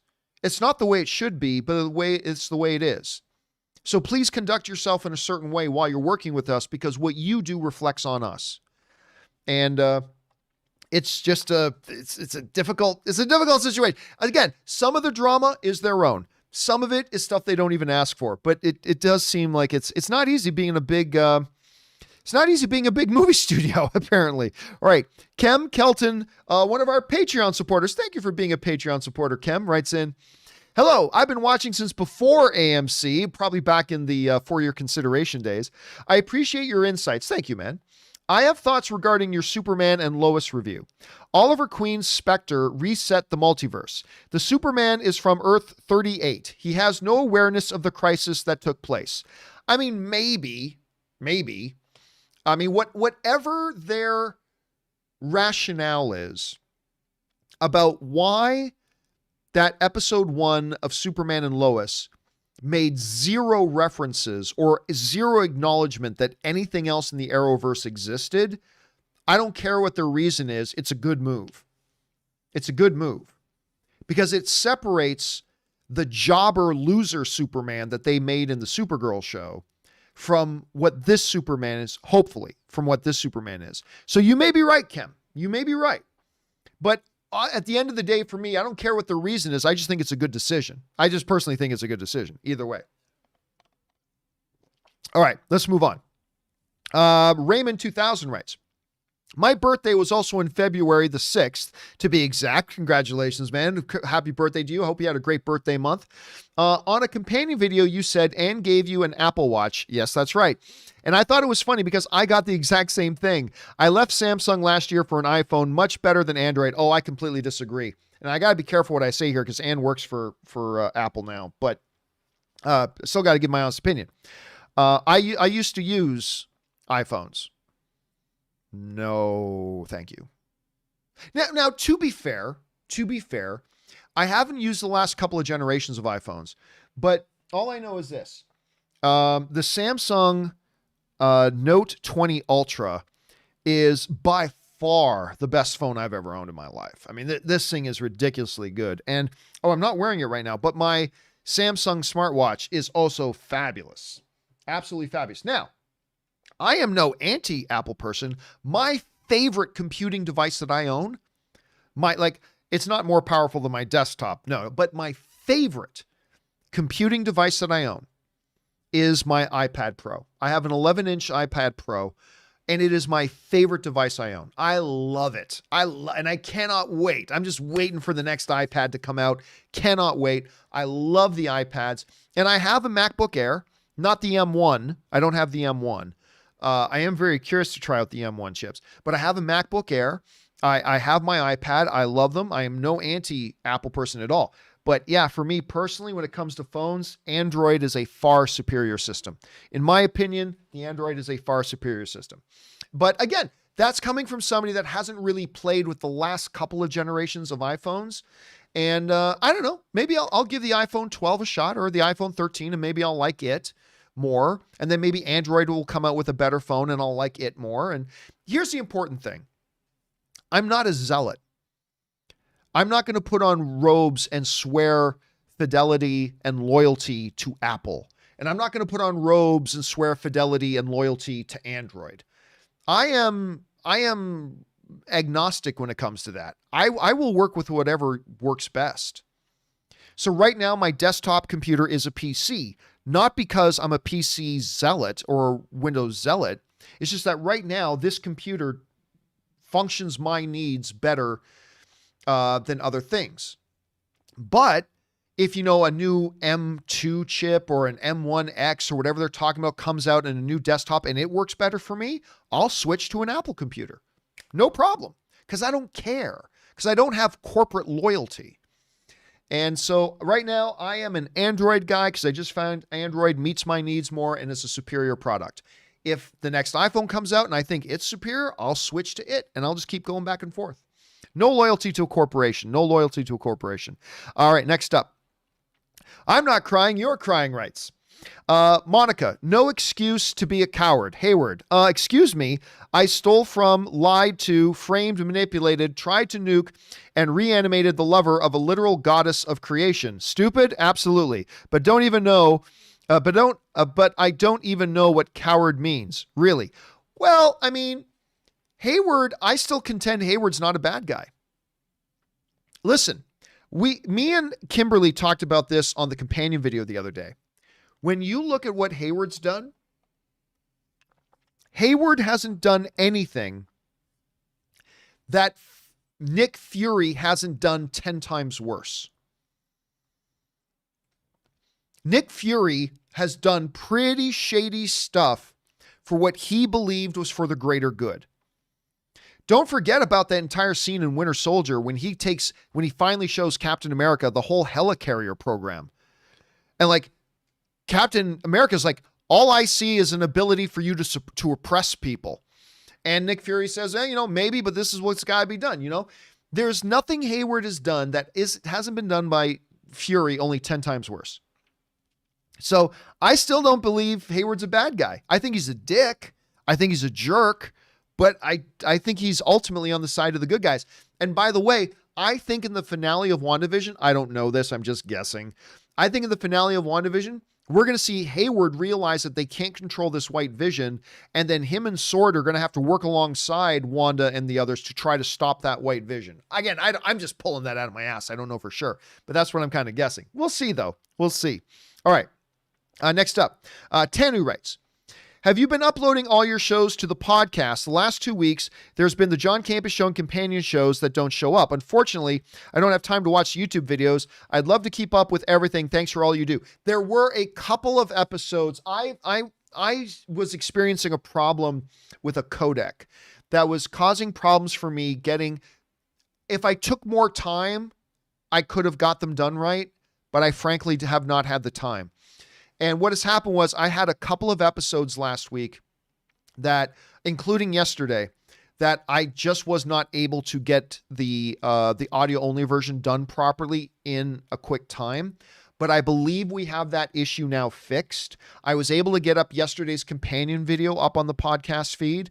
But you're right. In the last week or so, there were a couple of episodes that weren't able to go up, and I do apologize for that. But I'm hoping we have that problem corrected and fixed, and hopefully you'll be seeing those things go up on a regular basis now moving forward. All right, guys, listen.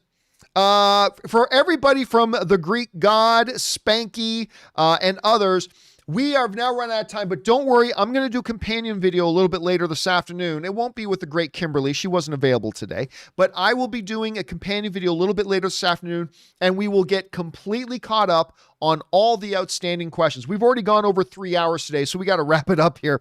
I've got things I've got to get to here. But anyway, guys, that will do it for me for this installment of the John Campea Show. Thank you so much for being here and making this show part of your day. Thanks again to Robert Meyer Burnett for being here for part of that. And a special thank you to all you guys who sent in those questions. Number one, because you gave us great fun things to talk about, but number two, because you supported this channel as you did it. And all of us involved here at the John Campea Show, thank you guys very, very much for your support. Once again, don't forget, we're going to be doing a companion video later. We're going to get completely caught up on all the outstanding questions. And of course, the John Campea Show returns again tomorrow. We hope that we see you guys there. That will do it for me for now, guys. Remember, do the four main things. Stay smart, stay safe, take care of yourselves, and take care of the people around you. So until next time, my friends, bye-bye.